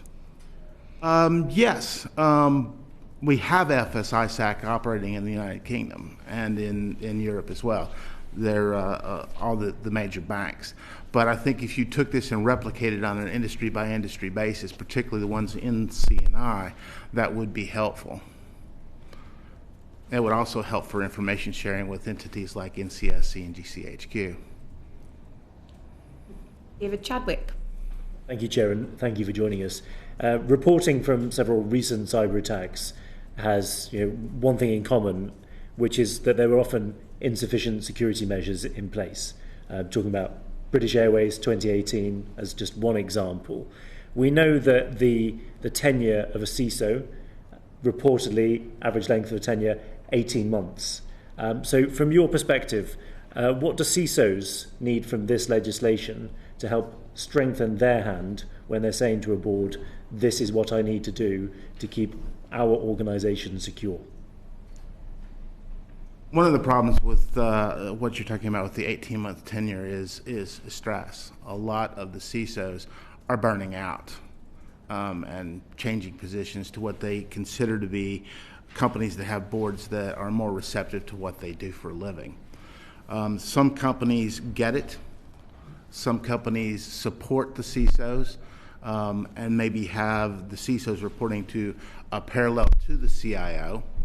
A big discussion amongst CISOs is having a CISO reporting to a CIO is a conflict of interest. A CISO is essentially a governance position. So you're winding up having to govern your boss, which is a bit of a challenge, I would submit. How do we help CISOs? I think stringent application of regulatory instruments. I think we should look or discuss the idea of having C-level executives or board-level executives specifically liable for not doing proper risk governance of cybersecurity. That's something I think needs to be discussed. If you look at the Companies Act 2006, Section 73, I think, 72 possibly, somebody can check me on that. It states that you must act in the best interests of your company. In this day and age, I would submit that not addressing cyber risk is a direct attack on your bottom line for not doing that. Dr. Alison Gardner. You've sort of answered the question I was about to ask, so I might just add an addendum to that. But I just want to clarify, if you put liability on an individual board member, that's going to cause problems. Do you think that there should be a statutory responsibility for the company to have a board member responsible for the cyber risk, and that the responsibility and the accountability should sit at company level? I think this should flow from the board to the C-level executives. Most boards have a risk committee of some sort, so I think the chair of the risk committee would be a natural place for the responsibility to sit. But I think there has to be somebody that's ultimately responsible. And if the board doesn't take it seriously, the C-levels won't, and the C-levels won't, the rest of the company won't. And you did reference stringent application of the regulatory regime. Could you just explain under the current NIST guidelines what the reasons would be for the lack of enforcement? And do you feel that there should be a streamlining of the regulatory regime currently? Very broad question. I know, I'm sorry. I collapsed it down from quite a few. There's any number of different reasons. You have 12 CAs at last count that have varying funding models. They have varying access to talent, so those could vary quite a bit depending upon those factors. I'm not really quite sure how to answer that question. I'm just thinking if you're putting liability on someone, you need to sort of make sure that they can apply the regulation in a simple and effective manner and ensure it's enforced so they don't carry the full burden of liability. True, but I would submit under the Companies Act that liability is already there for all of the directors. It's just not been used that way. Emily Darlington. Thank you. I note your interest in how this bill is going to affect smaller businesses and all of that. How do you think the code of practice, now there's not much detail in the bill, but how do you think the code of practice could create an environment that lifts everyone's security up without without prescribing too high of a burden? Well, you just stepped on one of my soapbox issues. All right. There we go. I would like to see the code of practice become part of the annual Companies House registrations for every registered company. To me, this is an attestation that we understand cybersecurity. We've had it put in front of us, and we have to address it in some way. So one of the biggest problems, and Andy talked about it earlier, was we have all these wonderful things that the government's doing with regards to cybersecurity down to the micro-level companies. But there are 5.5 million companies in the United Kingdom that are not enterprise-level companies.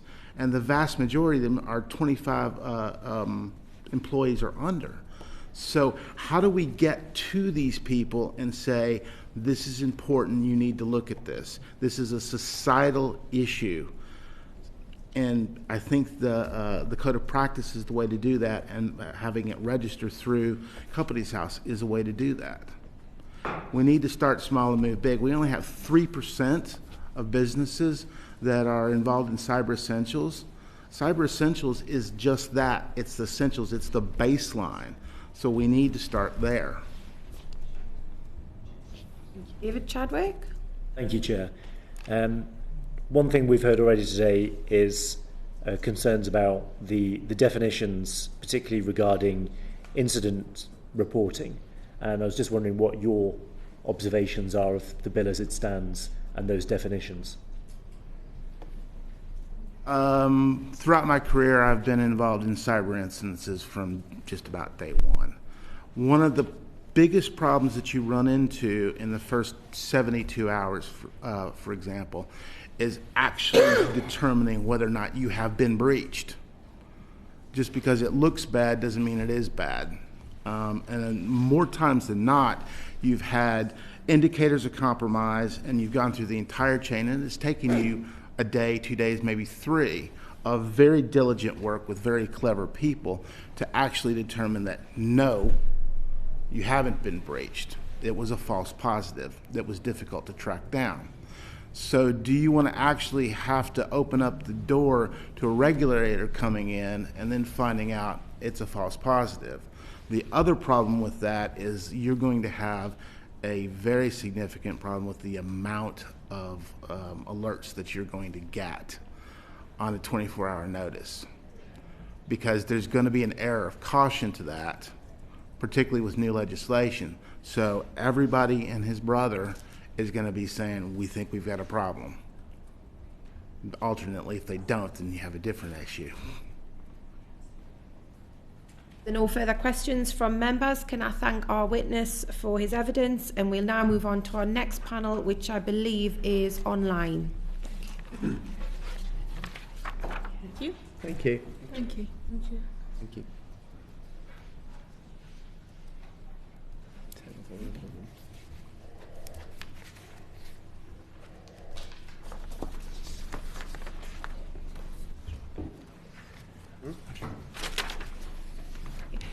Just going to suspend the committee for a few minutes because our witnesses aren't ready yet.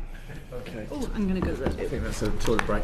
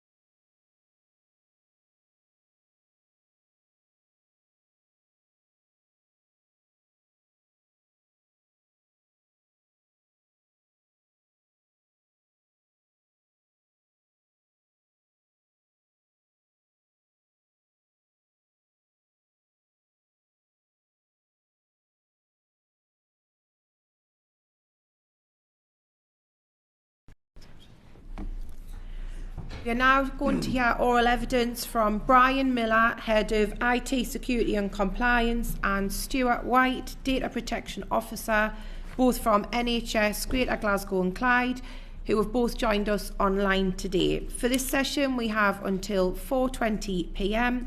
Could the witnesses please introduce themselves just for our records?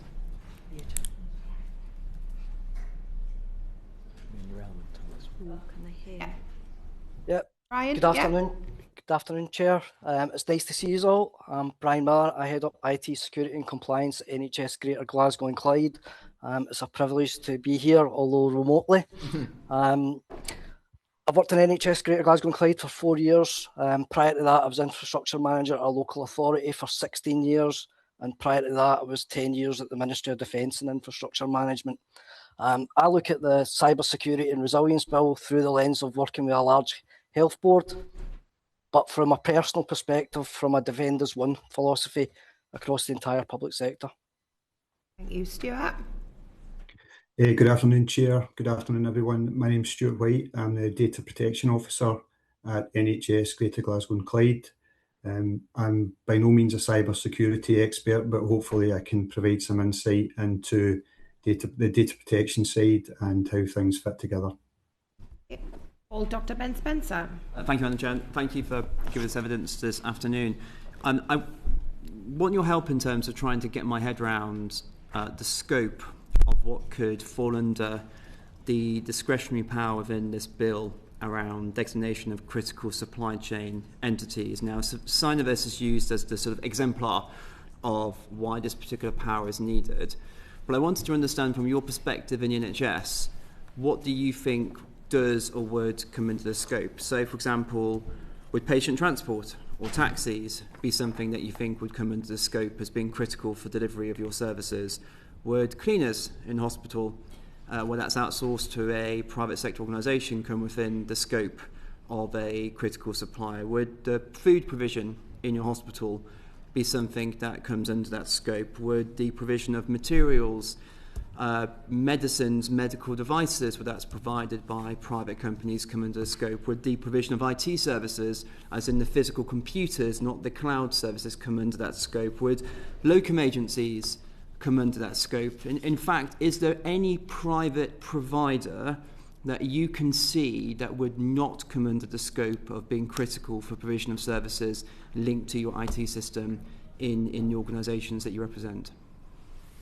Yeah, I mean, I think it's a good question, and I think, some of our colleagues mentioned earlier about this follow-up secondary legislation that will come that will help us identify those kind of things.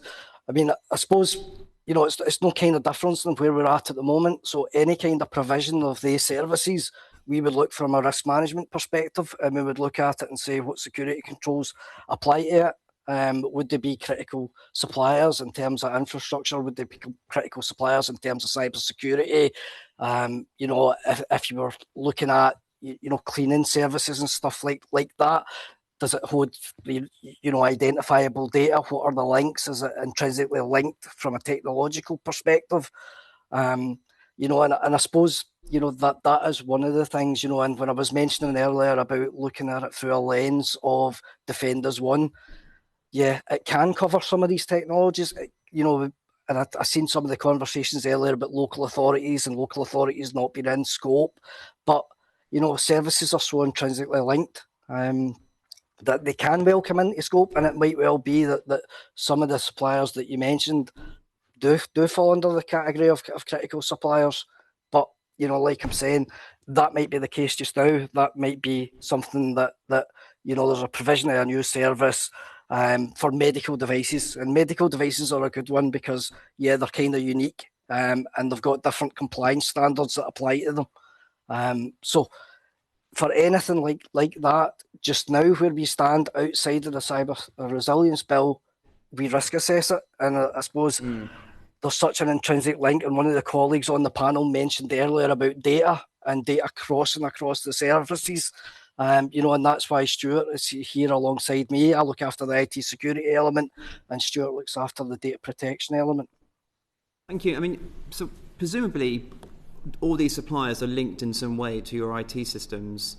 to some degree. I mean, we don't exist in a world. I mean, I know the NHS sometimes uses faxes still, but we don't live in a world where this is being done by paper and pen. This is all integrated into IT systems. I mean, sometimes, and sometimes not. So, you know, if you look at Synovis, I don't think that we had any physical links with Synovis, but they did work on our behalf. So there would maybe be emails going back and forward. So no physical connections, but still an importance in terms of, you know, business email compromise and stuff like that. So a kind of ancillary risk. And again, when things like this come up, we would look at it. Do we have connections with a third party or a trusted partner or a local authority? And if not, what information do we send them? What information do we receive? Thank you. Chris Vince? Thank you, Chair, and thank you for joining us remotely from Scotland. I just want to ask a question, really, and probably to Stuart, about data protection in particular. For example, in my constituency in Harlow, we've just got a new patient registration scheme, electronic registration scheme. I just wondered, what are the risks do you see with sort of the increased technology like that in the NHS, and does this bill help to address some of those risks?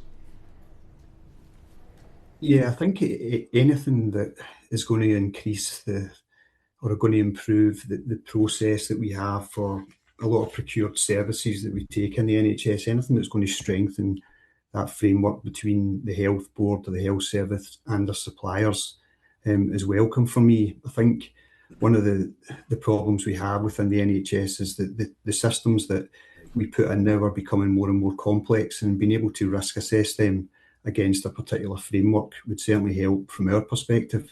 A lot of our suppliers, a lot of our systems and processes are procured from elsewhere.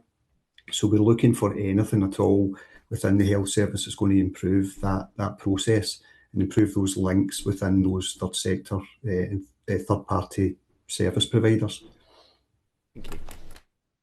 Dr. Alison Gardner. Thank you. I'm interested in who you report to should you identify a cyber incident. And I'm not just talking about data breaches, I'm talking about wider ones that can affect operational systems, and which regulators you will deal with. And if it's multiple regulators, do you feel that there is a case for maybe having one distinct regulator to cover cyber resilience to actually manage that quite difficult landscape? You know, so that's a great question, and I maybe want to touch on some parts because I might be slightly different than some of the other information that you've heard previously. So in terms of reporting, and Stuart will deal with the data protection element for reporting into the ICO, we would report into the Scottish Health Competent Authority, the SHCA. And again, you know, it's important we've got an excellent relationship with them. So to put it in context, I was speaking to them yesterday regarding our transition to the CAF as part of a new compliance for NHS Greater Glasgow and Clyde. So in terms of reporting, if there was a reportable incident, we would report into them, and the thresholds are really well defined, and they go against the confidentiality, integrity and availability triad. And it will be things like, you know, patient impact and stuff like that. But organisationally, we would report up the chain. We would report into our Director of Digital Services. We've got an Information Governance Steering Group. We've got a Senior Information Risk Officer as a Director of Digital. The Chief Information Security Officer role, the CISO role, sits with our Director of Digital. We report nationally. We work really closely with National Services Scotland Cyber Centre of Excellence, who do a lot of our threat protection and secure operations 24/7, 365. We work with Scottish Government through SC3 and what's called crew notices for a lot of threat intelligence. But in terms of the reporting aspect, if there was something that met the threshold, we would report through to the SHCA. Stuart, I don't know if you want to come in terms of the DPO part. Yeah, we would report to the Information Commissioner, as you said, and within 72 hours. We also report into the Scottish Government Information Governance Data Protection Team, but we'd risk assess those breaches and then determine whether they would meet the threshold for reporting. So not every data breach is required to be reported. So I think from the reporting perspective, it would be helpful maybe to report into one individual organisation. I noticed that in the reporting requirements, we were looking at maybe doing it within 24 hours. which could be quite difficult because sometimes we don't know everything about the breach within that time, and we might need some more information to be able to risk assess it appropriately. But I think making regulators aware about the breach as soon as possible is always going to be a good thing. Thank you. Lincoln Chop. To come back to Dr. Spencer's original question about the scope of this legislation, the current situation, as I understand it, is that there is a carve-out for SMEs because we don't want to put the regulatory burden on them too much. But under this new proposed legislation, that operators of essential services who are SMEs will be designated by their regulator. So it comes back to the question of which regulator would that be, and do you currently use that designation for operators of essential services, or would there be a piece of work that you would have to do looking at it presumably from a number of different regulators' points of view in order to designate who those operators of essential services are? Yeah, so we would work with the Scottish Health Competent Authority as our regulator. I can't speak for other regulators and what that might look like. We are doing work just now in terms of you know critical suppliers and what assurance for critical suppliers outside of the bill looks like just now, and working across the boards in Scotland regarding identifying critical suppliers. But you know, as I was saying earlier, outside of that, for any suppliers or any new services, we will assess the risk individually regarding the services that they are providing. In terms of this bill itself, it is really valuable for me, you know, because particularly with managed service provision, you know, so one of the questions I was looking at is what has changed since 2018. And the biggest change for me is identity has went to the cloud because of video conferencing and stuff like that. Now, when identity went to the cloud, it then involved managed service providers, data centres. We put additional controls round about it because the network perimeter extended out into the cloud. And we might want to take advantage of the controls for new things that come online and integrating with national identity. But we need to be assured that the companies that are integrating with national identity are safe. And for me, this bill will be a terrific bit of legislation that will help me with that. I hope that makes sense. I just want to make sure I've understood exactly. Yeah. So is the regulator going to tell you who the your operators of essential services are, or are you going to tell the regulator? I think we would work with the regulator, but you know, I think we're looking for more detail in any secondary legislation that comes along. You know, we have read what the designation of critical suppliers would be, but yeah, I would look to work with the Scottish Health Competent Authority and colleagues in the NSS, National Services Scotland, regarding what that would look like. Could I add a comment on that? Mm-hmm. Yeah, just around that, the decision is how we would make that decision. I think from our own perspective, we're looking at what the supplier is providing and you know what sort of data they're processing on their behalf. From the NHS perspective, 90% of the data that we process will be special category, very sensitive information. So it could be that from our side, a lot of the people who are in the supply chain for us would fall into that designation, but maybe for some of the other sectors, it might not be so critical. And I think we've got a unique challenge in the NHS just because of the service we provide, the effect on that cybercrime would have on our organisations and the sensitivity of the data that we process. Dr. Ben Spencer. Thank you. Your evidence is really helpful. Just to help with my understanding, looking through all the suppliers that you have across your service, are there any which you wouldn't consider to be critical, so that if you just clicked your fingers now and one of them disappeared, it wouldn't have a material impact on your ability to maintain patient safety, deliver healthcare? I mean, irrespective of the size debate, I mean, what suppliers do you have you don't determine to be critical? For me, it would be a slightly different assessment than Brian. We would be looking at anything where there is no processing of personal data. For me, that would not be a critical supplier from a data protection perspective, but there might be some other integration with NHS board systems that Brian might have a concern about. So there is a crossover in terms of what we do, but my sort of role is looking at how we manage data within the NHS. So if there's suppliers where there is no involvement with identifiable data, either staff or patients, I would not see them as a critical supplier under this, certainly under this piece of legislation. Yeah. So Brian, what about, I mean, from your side of the house, I don't know, PPE, gloves, blood. There must be other things which are non-data, which are nevertheless operators of essential services. Yeah, and so I suppose I don't want to step outside of my lane. There will be clinical stuff that absolutely would be essential, and I wouldn't be able to speak to any depth on that part of it. I purely look at the cyber element of it.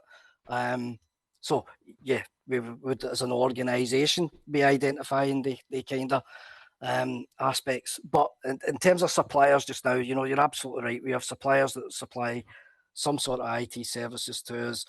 If we are procuring anything, we will do a risk assessment, and depending on what that looks like, it might be a basic risk assessment because it's relatively low risk. It might be a rapid risk assessment, or it may be a really in-depth assessment for someone that would be a critical supplier, or we could deem essential.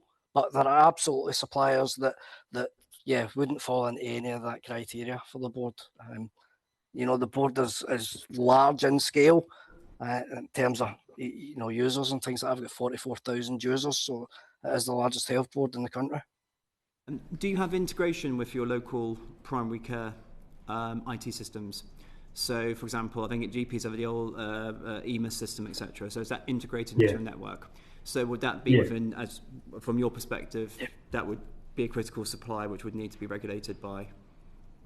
Yeah, there's a lot of information sharing between acute services and primary care via integrated systems. We send discharge letters, we send information directly to GP practices that then goes straight into the patient record within the GP. So there's a lot of integration there, yeah. And does that also exist for local government, so adult social care, etc.? Is there that integration too? Yeah, there's integration, between ourselves and the local authorities. Okay. There's no further questions from members. Can I thank witnesses for their evidence, and we'll now move on to the next panel. Thank you. Thank you. Thank you.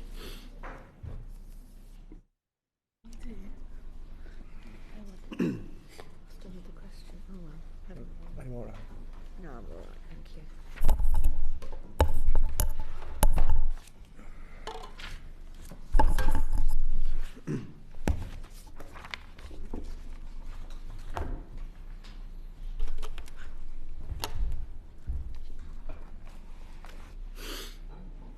Now hear oral evidence from Chris Parker, Director of Government Strategy for Fortnet and co-chair of the UK Cyber Resilience Committee at Tech UK, and Carla Baker, Senior Director for Government Affairs in the UK and Ireland for Palo Alto Networks. For this session we have until 4:50 p.m. I call Dr. Ben Spencer. Thank you, Madam Chair, and thanks for coming and giving evidence to us this afternoon. So two questions, one for each of you. So Chris, from the Fortinet perspective, what more do you think the government can do to support SMEs in improving their cyber resilience, while at the same time ensuring that the burden of regulation remains proportionate, particularly on smaller companies? And Carla, from the Palo Alto Networks perspective, what are your views on the changes to the incident reporting regime under this bill? Will the approach help or hinder regulators in identifying and responding to the most serious threats quickly? Okay, Chris, shall I go first? And I also point out that Carla is the co-chair with me on the cybersecurity resilience. You get both co-chairs here today, so on the titles. But we're very proud, I think, as large cyber companies, because of one thing that's pertinent to the sector, which may not be clear to everybody outside. It is, I've worked in many sectors, it's the most collaborative and most of it unseen sharing sector, I think, in the world, because it has to be, because cyber doesn't respect borders. So when we go to the most vulnerable organisations, which one would expect that cannot afford things, and therefore there must be a function of price, SMEs, and I'm a former SME owner myself in a previous life, That is very dear to us, but it's also something that with the technology that's available, what's really good news is that when people buy cybersecurity for their own small business, perhaps in some part of the UK or anywhere in the world, they're actually buying the same technology. It's effectively just different engine size in most cases. There's different phases of technology, which the latest stuff that's coming in that they may not be yet getting into. But the first thing to say is that it's a very fair system, and it's also pricing-wise a very, very fair system indeed for SMEs. The second point is just to make sure we are aware that the amount of free training that is going on across the world, and most of the vendors, the manufacturers do that. Fortinet has a huge system which is free training available for all people. And what does that give? It's not just the technical training to the people who are the cybersecurity staff, but it's also for the ordinary people, administrative workers, the people who actually are sometimes the ones who let the bad actor in. So there's a lot of effort. So there's a human factor as well as a technological factor and a commercial factor. And I think the other thing just to mention is that the Cybersecurity Committee, which both Carla and I are lucky to be co-chairs of as elected, we have elected SME members in quite large portion, and a separate committee run by Tech UK, which you heard from Stuart McKean earlier today. He's one of the co-chairs of that, or vice-chair of that. Who else? Thanks. Thank you. So on incident reporting, so as I'm sure you're aware, the bill states that organisations must report an incident if it is likely to have caused an incident. And our view, and I think that of Tech UK as well, is that that definition is just far too broad. Anything that's likely to cause an impact could be a phishing email that an organisation has received. And organisations receive lots and lots of, spoof emails.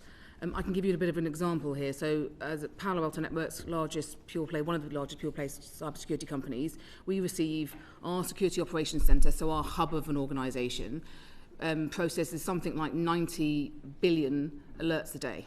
So this is just our organisation. Through kind of analysis and automation, that's whittled down to something like just over 20,000.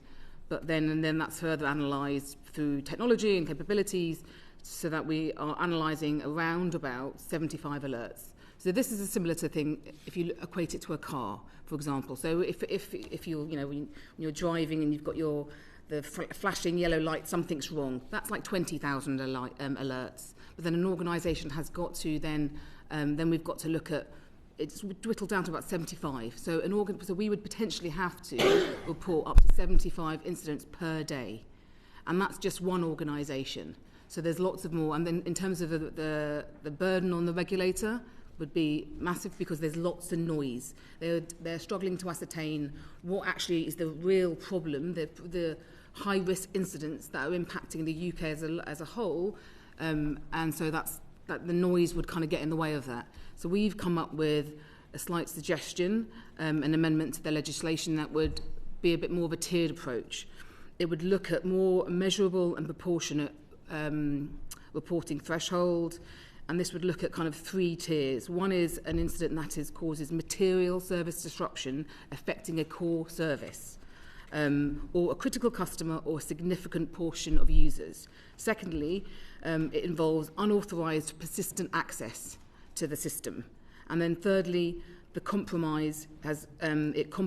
incident has compromised core security controls. So it's compromised security systems. And I think having a threshold that is measurable and proportionate is easier for organisations to understand than a term that is an incident that is likely to cause an impact. Because as I said at the start, a phishing email is likely to have an impact if you don't have the right security measures in place. Thank you. David Chadwick. Thank you, Chair, and thank you both for joining us. This is a very broad and open question.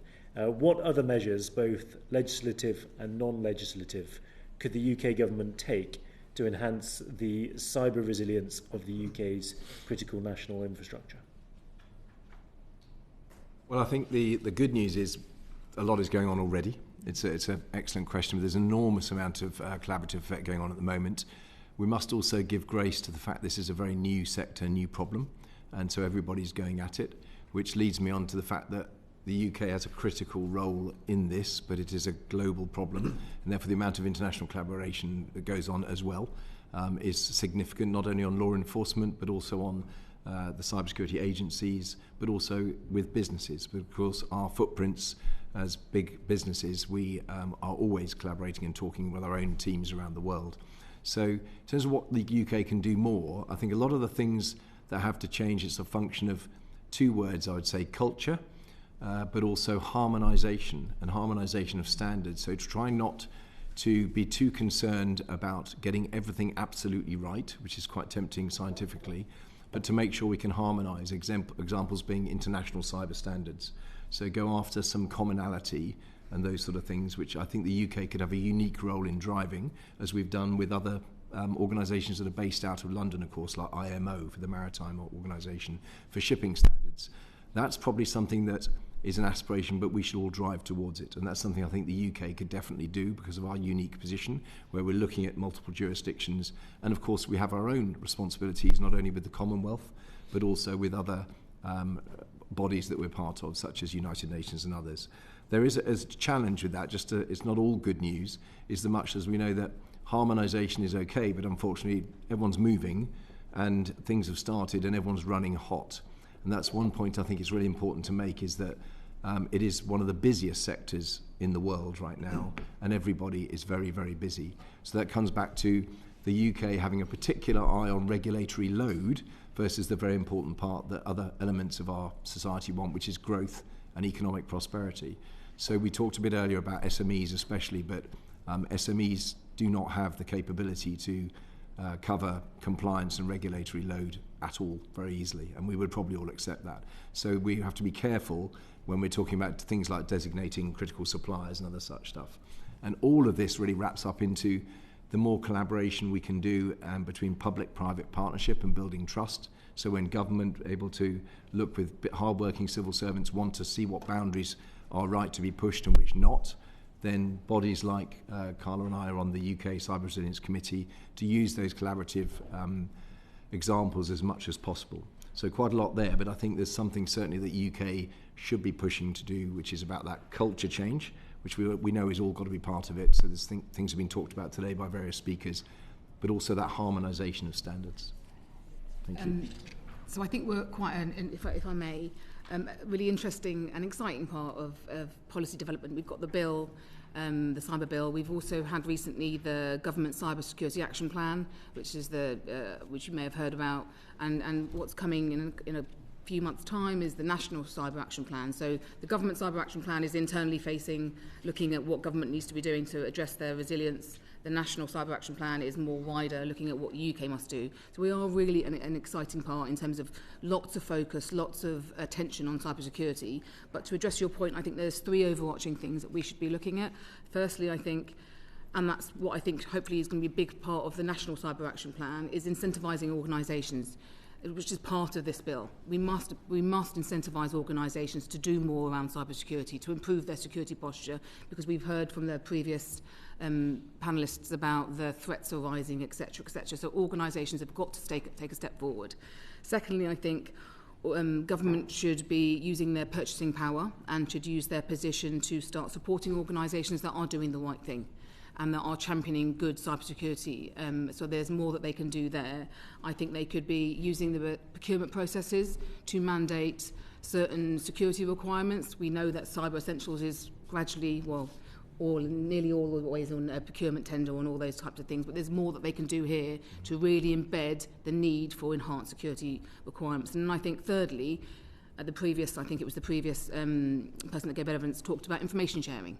And I think there was a bit of a void at the moment around information sharing, because the Cybersecurity Information Sharing Partnership, which was a initiative that was set up 10 years ago. CTA 10 years ago. Yeah, about 10 years ago. And that was disbanded a couple of months ago, and that has left a massive void. How does industry share intelligence and information about the threats that they're seeing? How also, likewise, can they receive information about the threat landscape? There isn't that. We have sector-specific things, but there isn't that global pool, and I think there's a slight void in that at the moment. What about workforce? I mean, one thing we've heard today from the regulators is that they're going to have to expand their teams. Reportedly, there are thousands of vacancies across cybersecurity, and there are more regulation coming that they're going to have to comply with. What should government be doing to improve and expand the size of the workforce that's available to do all of this work? Yeah, it's a whole national problem. I think if I just go first on this, we've done a lot of discussion on this on the Tech UK Representative Cyber Resilience Committee. We think that very much it is not just all about skills and bunging lots of training at people, because you have to actually work out cyber as a whole. And a very small component of cyber is people at the very wonderfully high-tech end where they're coding and writing software. There's an awful lot of jobs and places out there which a lot of people are just not aware of, and perhaps therefore would not be volunteering or even at their schools aiming towards, involved in cyber sales, marketing, analysis, loads of jobs which do not require a very high level, for example, of mathematics. Some of them do not need a very high level of mathematics at all. So I think there's some awareness needs to be done there. I would like to see personally more championing of those people who are in the sector at the moment. We have some fantastic young men and women in the sector, but we also need to make sure they do have the ability to have a chartered status, which is out there. Now we're starting, but it needs to gather pace, because we need to now make sure these people are represented and feel professional, and then it's reflected. There's another thing also, which is just to mention that there's a lot of effort, and the Cyber Growth Partnership, which is run through DCIT and Tech UK, is initiating an idea where people will go and be lent from industry into academia to go and uplift the inspiration, but also the lecture quality and standards, because things move fast and we're say running hot, and it's very hard for academia to keep up. So there's quite a lot that can be done, I think, to increase that workforce and skills. But back to the original points we've made a few times, both of us, that with greater public-private collaboration and discussion, we'll get it absolutely right and focus on the right places where to spend resources. Tim Rocker. Sorry, Chair, I don't have a question. You don't? Okay then, Dr. Alison Gardner then. I have loads. Right. So, before I go on to the question I was going to ask, I just want to pick you up on this worry about information sharing. Yeah. I've worked across regulators before, and they seem to be very confident about information sharing, but I know that that isn't always the case, and there is some protection of turf, there's some other acts that might prohibit that information sharing. So could you expand on that area of concern a little bit, and what would your recommendation be? So this isn't, I would say, my comment around information sharing was about what else government could do. It wasn't necessarily specifically to do with the bill. Okay. So if you wanted me to elaborate on the wider issue around information sharing, or then happy to. particularly between regulators. Yeah, so I don't know about, I can't really necessarily talk in much detail about information sharing across regulators. It's more the information sharing across the technology industry that I'm more kind of I'm glad I clarified, so that was quite interesting. My actual question was, and I'm trying to get my head round this, but you recommend mandating the company boards to be accountable for mitigating cyber risks. And as we know with the annual cyber breach survey, there is declining levels of board responsibility for cyber in recent years. And so that links to should there be a statutory duty, but I'm a little bit worried about small and micro businesses and having to deal with that regulatory burden on small businesses, and especially if they're designated as critical suppliers. And I'm just trying to marry those two things together, and the concern of where liability sits, because they're going to be very dependent on service providers. So I don't know if that makes any sense to you, if you could clarify my thinking. Yeah. It's a concern, isn't it? I mean, I just think I'd just start off with a very small point about where there is a statutory requirement, certainly with large companies. I personally believe, and also I'm pretty sure most of industry people I would speak to would say, it would be very surprising if we didn't have cyber-focused people on boards and a much bigger governance, as we would do in a financial services company with people who are expert in financial risk and able to govern appropriately. As we get smaller and smaller in scale, of course, that's much harder to do. The good news is there's some brilliant, and I really mean that, resource available from the probably most underused website in the world, but the best one, which is the National Cybersecurity Centre website. And they have some outstanding advice for boards and governance on there. You can effectively make a pack, you can write a checklist, even if you are a very small company where it's just a board of 2 people, you can go through your own things and make sure your own checklists are there. So the data and the capability is there to support, whether it's signposted enough and whether we're helping on a local level to make sure people are aware of these things. That's perhaps something we could do better at in this country. But I think it's something that I'm sure industry, we will do our part in that as well, and we do, to share and reinforce the good sharing of things like that website to guide good governance for SMEs especially. Yeah, so I would say I'd commit that board level accountability is really important, and it's crucial for cybersecurity. I think it is getting better from senior execs that I speak to in industry. There is more understanding, but generally speaking, I think there's a view that cybersecurity is an IT issue. It is not a business issue. And so understanding that, as I'm sure you've heard throughout the day, the risks that we have seen around vulnerabilities and incidents affecting the retail sector or the manufacturing sector, these are substantial impacts, substantial incidents that impact the UK and have systemic kind of knock-on effects. So organisations have got to understand the serious nature of cybersecurity and then therefore put more emphasis on cyber at the board level. Whether or not that is mandating board level governance, I think that's useful for this debate to see out and seek information and input around that. But in terms of the burden on SMEs, it's got to be risk-based and proportionate, however it is framed. And very quickly, and I apologise if I'm taking too much time, accountability is slightly different from liability. Oh, yes. So where would yes. you see, in a case of a cyber breach that has caused harm, where would you see liability lie?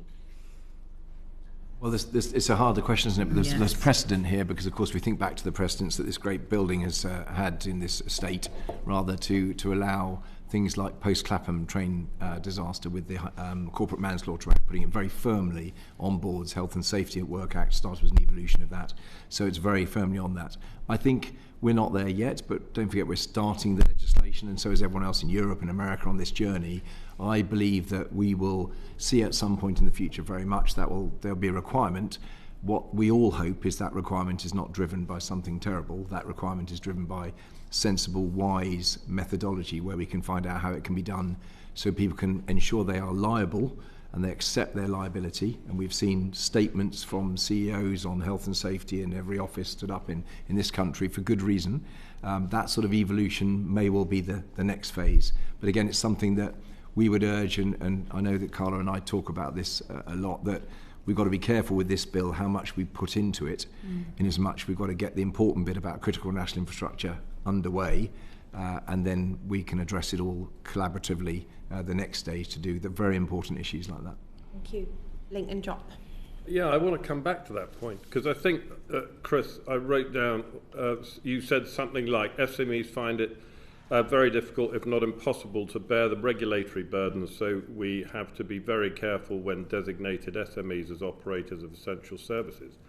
What that says to me is that you think the bill as currently drafted is going to place too much of a regulatory burden on SMEs. Is that correct? It was really about, I referred to strategic suppliers and critical suppliers in terms of that, which is a list of government suppliers. What we're advocating is that the level of government and regulatory requirement inside the organisation is difficult, and it really is difficult, and it is something that does require quite a lot of work and resource, and to put that onto too small a supplier on the basis that we think it's in the critical path, I would advocate that there should be a different system for risk management of that organisation rather than being on a yet in a cyber resilience bill type regulatory scope, because I think the critical suppliers should be the larger companies.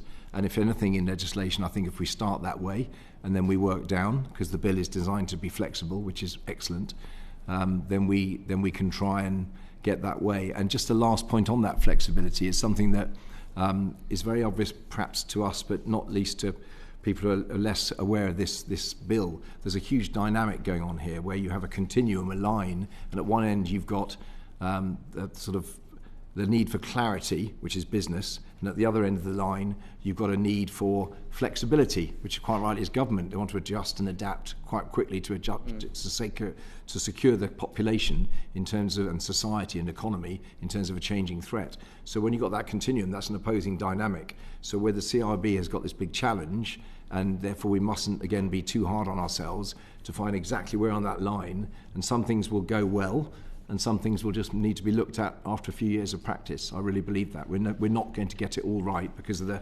complexities on that line, the different dynamics. May I come in on that question?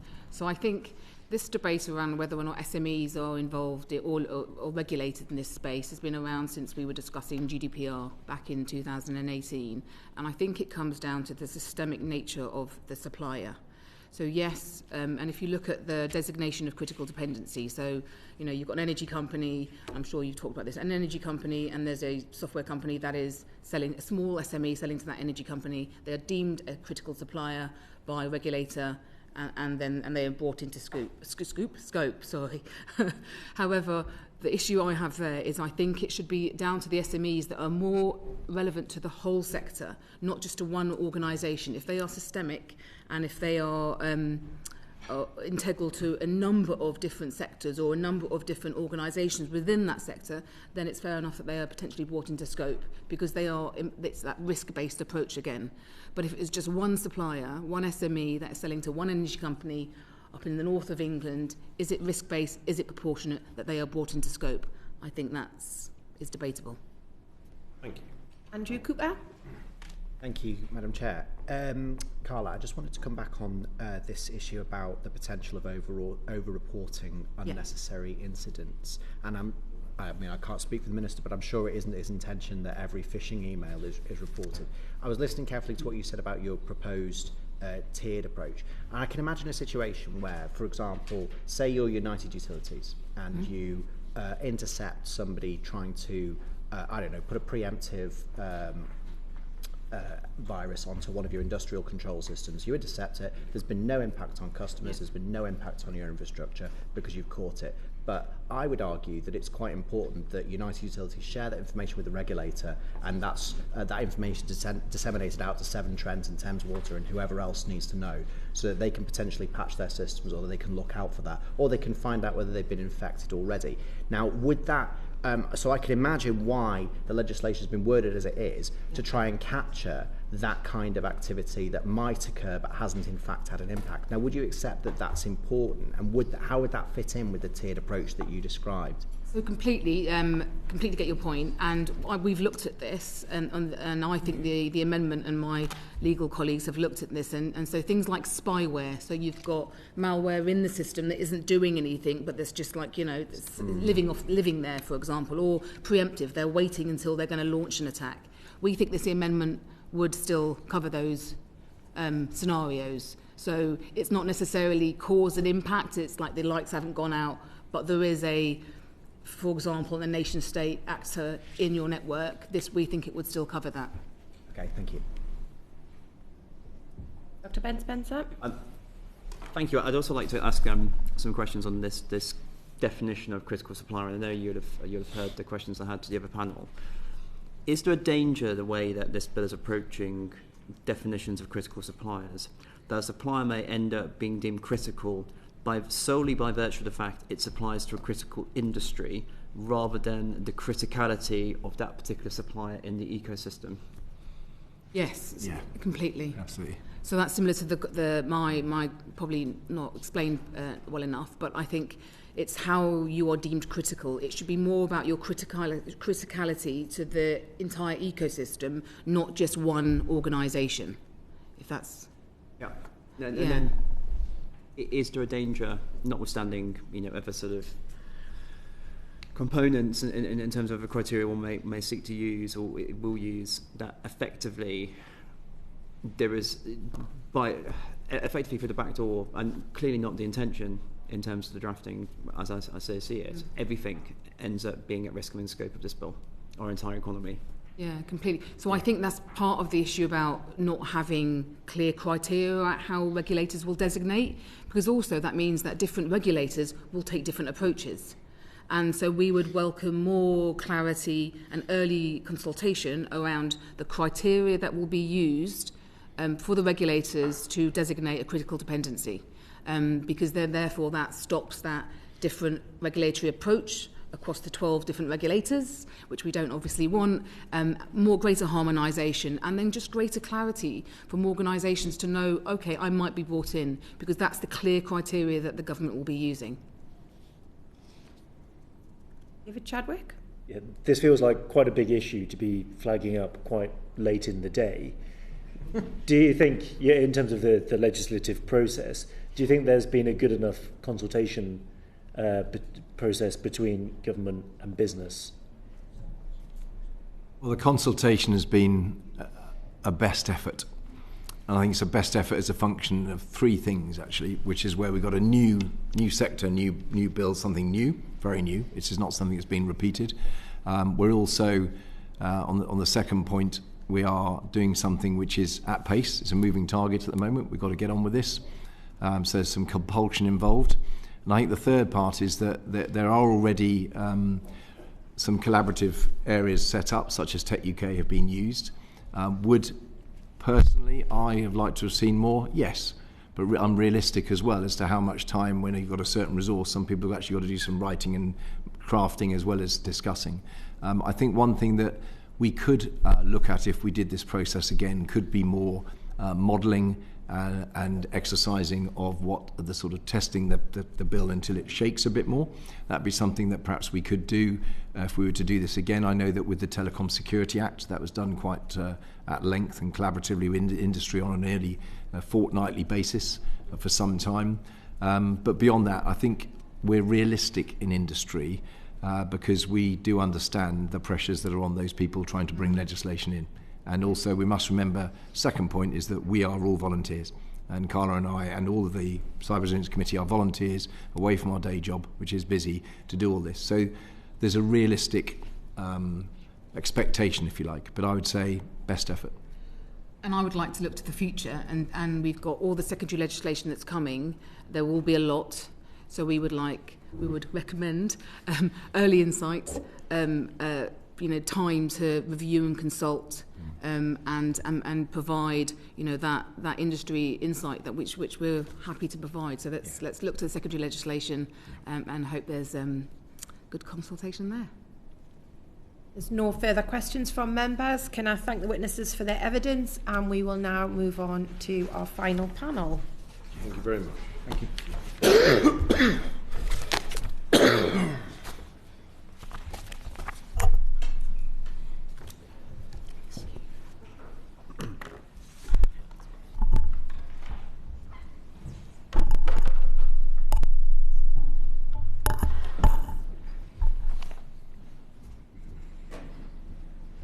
My own name tag.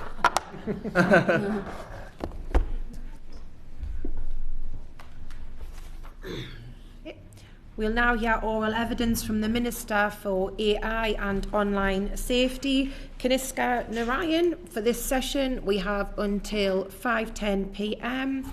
I call Dr. Ben Spencer. Thank you, Madam Chair. Thank you, Minister, for giving evidence this afternoon. I've got a couple of questions. The first one being, in terms of the definitions that are inside this bill, whether it's MSP or otherwise, we've heard all day long from representatives of different sectors and industry. And I think pretty much everyone has said about the importance of consultation for these definitions and when they're applied in secondary legislation. A lot of this, there's a certain amount of this stuff is going to be in primary legislation. What consultation have you had with industry in setting up these definitions in the first place, which are on the face of the bill? Great. Well, thanks very much for the question on definitions. Two things to say on this. The first thing to say is really interesting in observing the evidence today that there are views on pretty much every definitional question in both directions. So if I take the definitional question, for example, of the definition of incident thresholds, I heard a very expert witness say that it is in exactly the right place at the outset of the day, precisely because it adds incidents that have the capability of having an impact, even if not directness of impact, to cover prepositioning threats. And obviously a subsequent witness saying that they felt that that precise definitional point made it not a fitting definition. So the starting point to say is that there is a particular intent behind the definitions used in the bill. I'm looking forward to going through it clause by clause, but I'm glad that some of those tensions have been surfaced. The second particular answer to your question to the question on consultation has been that a number of the particular priority measures in here were consulted on, of course, under the last government as well. Where we've been engaged is in engaging both with industry and in the course of implementation. I know the implementation team has both started setting up engagement with regulators and a whole program of engagement with industry as well. Thank you, Minister, but I'm not sure you answered my question. What engagement have you had in terms of consulting with industry in terms of setting those definitions? So the relevant minister, I've met a number of the companies, but two, the relevant minister has also had extensive engagement with both companies and regulators, including on the question of definitions. I don't have a meeting record of her meetings, but if that is of interest, I'd be very happy to follow up with it. So I assume that's the previous minister who you took over from that you're referring to. I'm referring to the Minister for Digital Economy in the other place. Okay. Do you not think, as Minister taking this through in the Commons, you should have also had some of these meetings and consultations? I have had some meetings, but as the Minister who's been in charge of it, she's also been very engaged in engaging with businesses, and so I think that's a fitting thing. We've obviously worked very closely together, as we normally do in the course of coordinating across the two chambers. Okay. What conversations have you had with the Secretary of State regarding the guardrails on the extensive powers which are in this Act, this bill, which we referred to earlier? Well, I was speaking to the Secretary of State about the bill, including the reserve powers, and have agreed that the policy objective is very clear. I don't think I'm in a position to divulge particular details of policy discussions that we've had. I don't think that would be either appropriate or a fitting test of my memory. Do you think there's potential need for guardrails? Well, I think the guardrails in the bill are very important, absolutely. The bill in particular provides that where there is an impact on organisations and regulators, there is an appropriate requirement for both deep consultation and an affirmative motion in the House. I think that's exactly where it ought to be, and I don't think anything short of that would be acceptable. Ms Vince. Thank you, Chair. Thank you for your time, Minister. I think it strikes me, obviously this is the evidence and looking at the bill, that this is about striking a balance between the importance of flexibility, particularly with the increasing threat, but the complexity of the cyber attacks that we potentially do face, and also businesses wanting that certainty. Do you feel confident that this bill strikes that balance, and how have you sought to make sure that it does? Well, the primary thing to say is that the range of organisations, commercial as well as those in the cybersecurity world more generally, that have come out to welcome the bill is, I think, testament to the fact that it is deeply needed. In fact, I pay tribute to the fact that some of the provisions had been engaged on and consulted on by the prior government, and so there's very widespread consensus in industry, in the regulatory context, in the enforcement context about the necessity and quality of the bill, and so on that front I feel we're in a good place. And there are some specific questions on which of course there's debate. We've heard some of that today, but I'm very much looking forward to going through that clause by clause to talk about why the intent of the bill is reflected in the particular definitions. Bradley Thomas. Thank you, Chair. Would the cyber attacks on JLR and M&S that took place last year be in scope of this bill? I am shy of making comments on specific incidents, but as a broad brush, clearly the sectors of either food supply or automotive manufacturing are not directly in scope of the bill for the reasons that I'm very much happy to discuss. Do you think they should be within scope? The focus of this particular bill, and let me place it in the global context, as we've heard, there are a range of legislative as well as non-legislative measures on cybersecurity. It is deeply important that every organisation, whether in scope or not, acts robustly, and we're going to look at that not least through the Cyber Action Plan that I know industry has welcomed earlier today, and we're looking forward to publishing very soon. The particular focus of this bill is on essential services, the disruption to which would pose a very imminent threat, for example, to life and to our economy, in the immediate context. For reasons that we can dive into, if you look at a market such as food supply, the diversity, competitive nature, and alternative provision in that market is so obviously present that to designate that as fitting the definitional scope I've just highlighted just wouldn't be an evidence-led way of engaging. Would you like to see a bill that goes further and does have broader scope?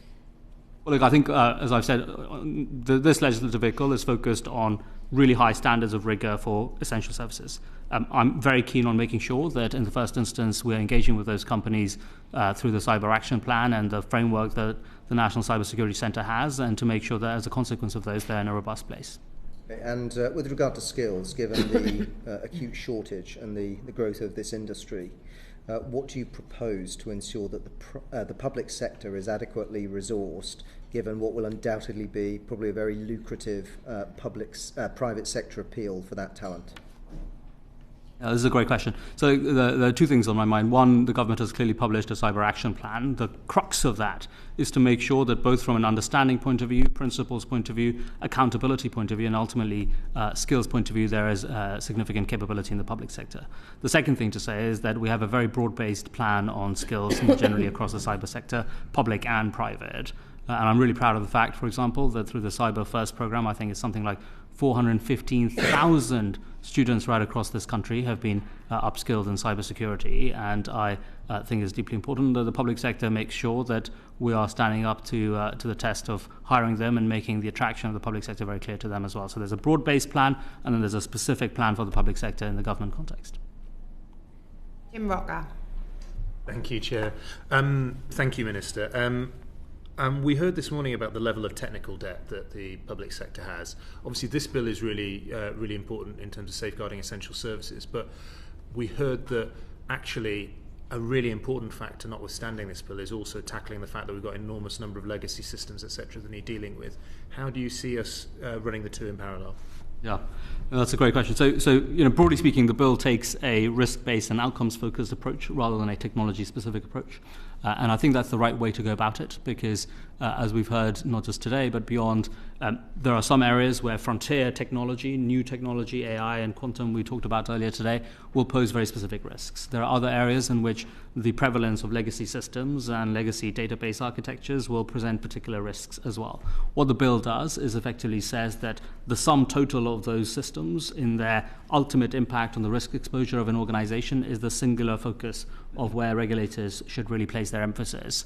And so I would expect that individual regulators will pay heed to the particular prevalence of legacy systems and technical debt being a source of risk in their particular sectors, and as a result, the mitigations that ought to be placed. But I think being technology agnostic in this context has been the right approach. Thank you. Lincoln Jopp. Yeah, Minister, going back to our conversation with the head of cybersecurity at Greater Glasgow and what could be designated an operator of essential services, and our subsequent conversation with Palo Alto. The bill that you brought to the House, how do you envisage that bit of it working? Let's take the example of Glasgow. Neither of us are doctors, but I think we all know what happens in hospitals broadly. And I've got a doctor on my right, if we need one. And chuckling away. And so that example that I gave to Bill, how do you think, given what's written in the bill, how do you think it should work? Can I just clarify? Did you mean operators of essential services or critical suppliers, the third-party element of it? Operators of essential services. Right. So the operators of essential services, as specified in the bill, to my understanding, are effectively large participants in these essential services sectors. I think that's definitionally very straightforward. So the hospital in this question would be an operator of essential services. If the question extends to critical third-party suppliers... Sorry, I misspoke. Critical supplier, an SME who is deemed... Who's going to deem them? Which of the many regulators at play in that hospital are going to decide who's a critical supplier? No, absolutely. So two things to say on this. The first thing to say on this is that there is at least a four-step test on the face of the bill as to what would qualify as a critical supplier that is relevant here or not. One, it has to be a supplier that supplies to an operator of an essential service, in this case the hospital. Two, the supply in itself engages important network and information systems.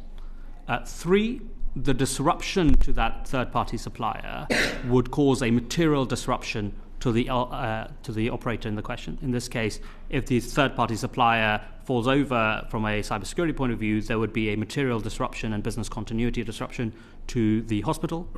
And four, not only that, but that disruption would be sufficiently severe in its impact to be in scope here as well. So that's kind of one set of things. Underlying that is a further test in the bill, which is not only do you have to go through all of those tests, but then you have this further test where alternative provision of that third-party supply could not be secured in a practicable way. And so the combination of these tests, to me, ends up meaning that the scope set out for the critical third-party suppliers is extremely tight and robust in terms of tests.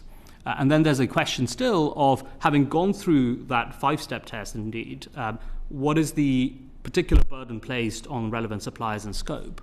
And I think my expectation and hope would be that regulators take a much more proportionate approach there than to set the precisely same conditions on those suppliers as they do on the operator in question. And in particular, that the scope of the burden on them is placed specifically in sight of the directional risk that they pose to the operator rather than the risk in sum for that third-party supplier.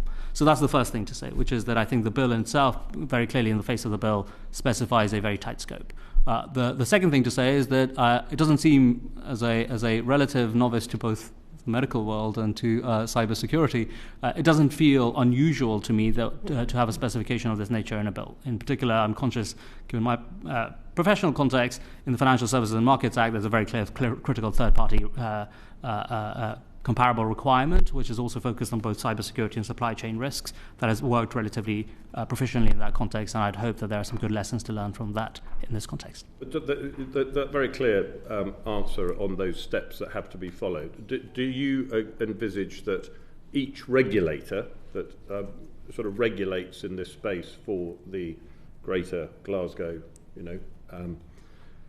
NHS, that each of those regulators will do those steps from their perspective, and so actually there'll be the first one might produce 20 SMEs that need to be covered in scope, and the next one might do another 20, and so there might be a bit of overlap, and so on and so forth. So is that the way it's meant to work, or are all the regulators meant to get together and say, we've looked at it holistically and done the step test, and now we've got the answer?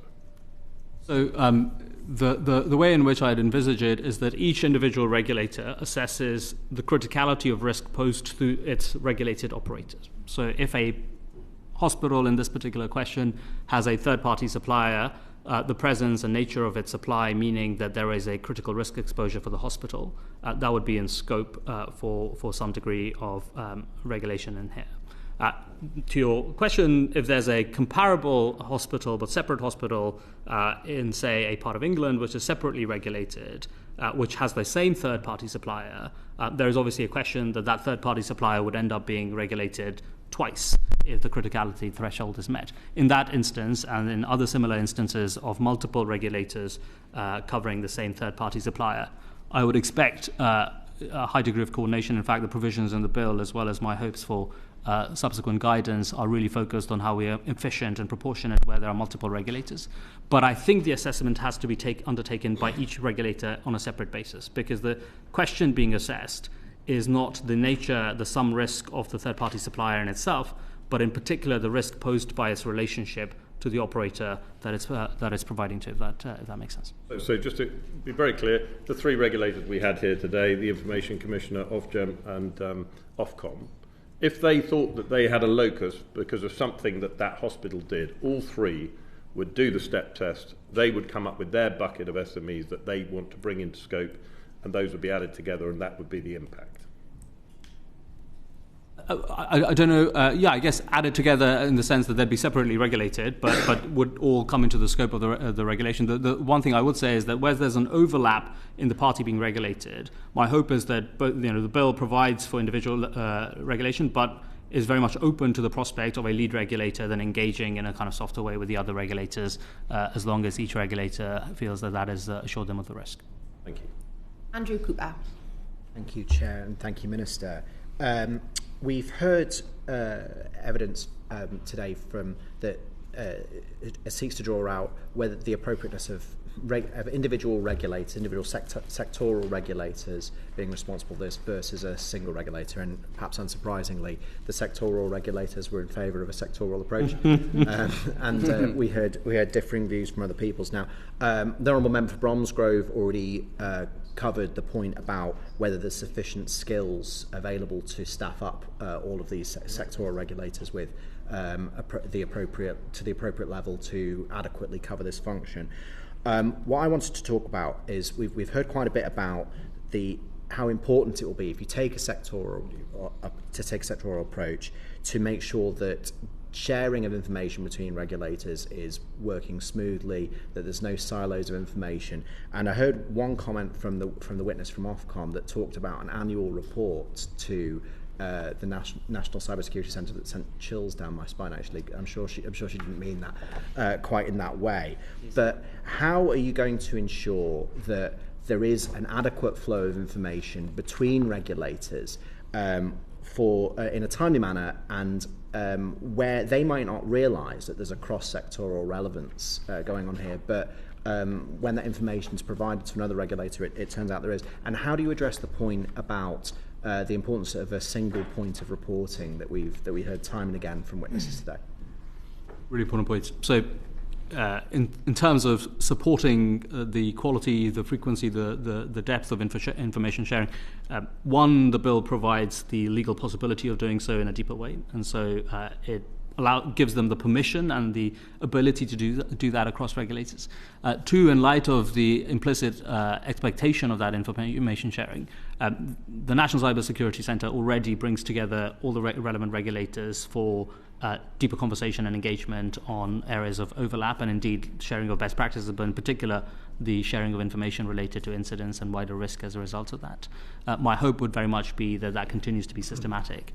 And in the course of the implementation of the bill, I'm very keen in particular that on the question of a single reporting avenue, that the National Cybersecurity Centre from an incident and operational point of view is clearly the primary location for that and the appropriate location, and I know that both in my conversation with them and their conversations with the regulators have had engagement to ensure that they remain a prompt venue for regulators to be feeding in their information as well.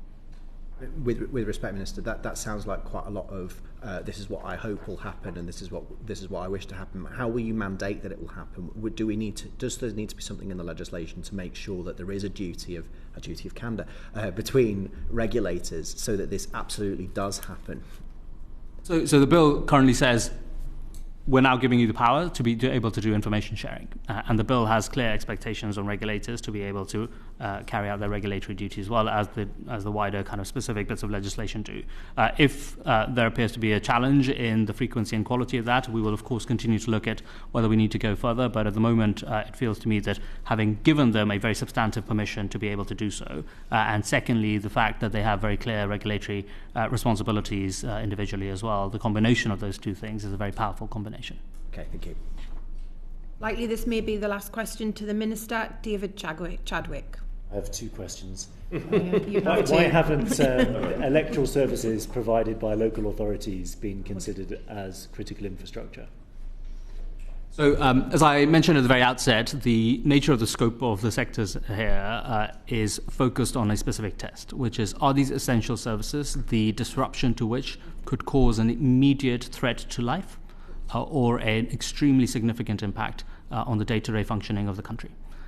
I do not mean to diminish the significance of electoral services, but notwithstanding what felt to me as a candidate in an election, a pretty significant life impact of that day, the test does not appear to me, to me at least, on the face of it, to be met by that.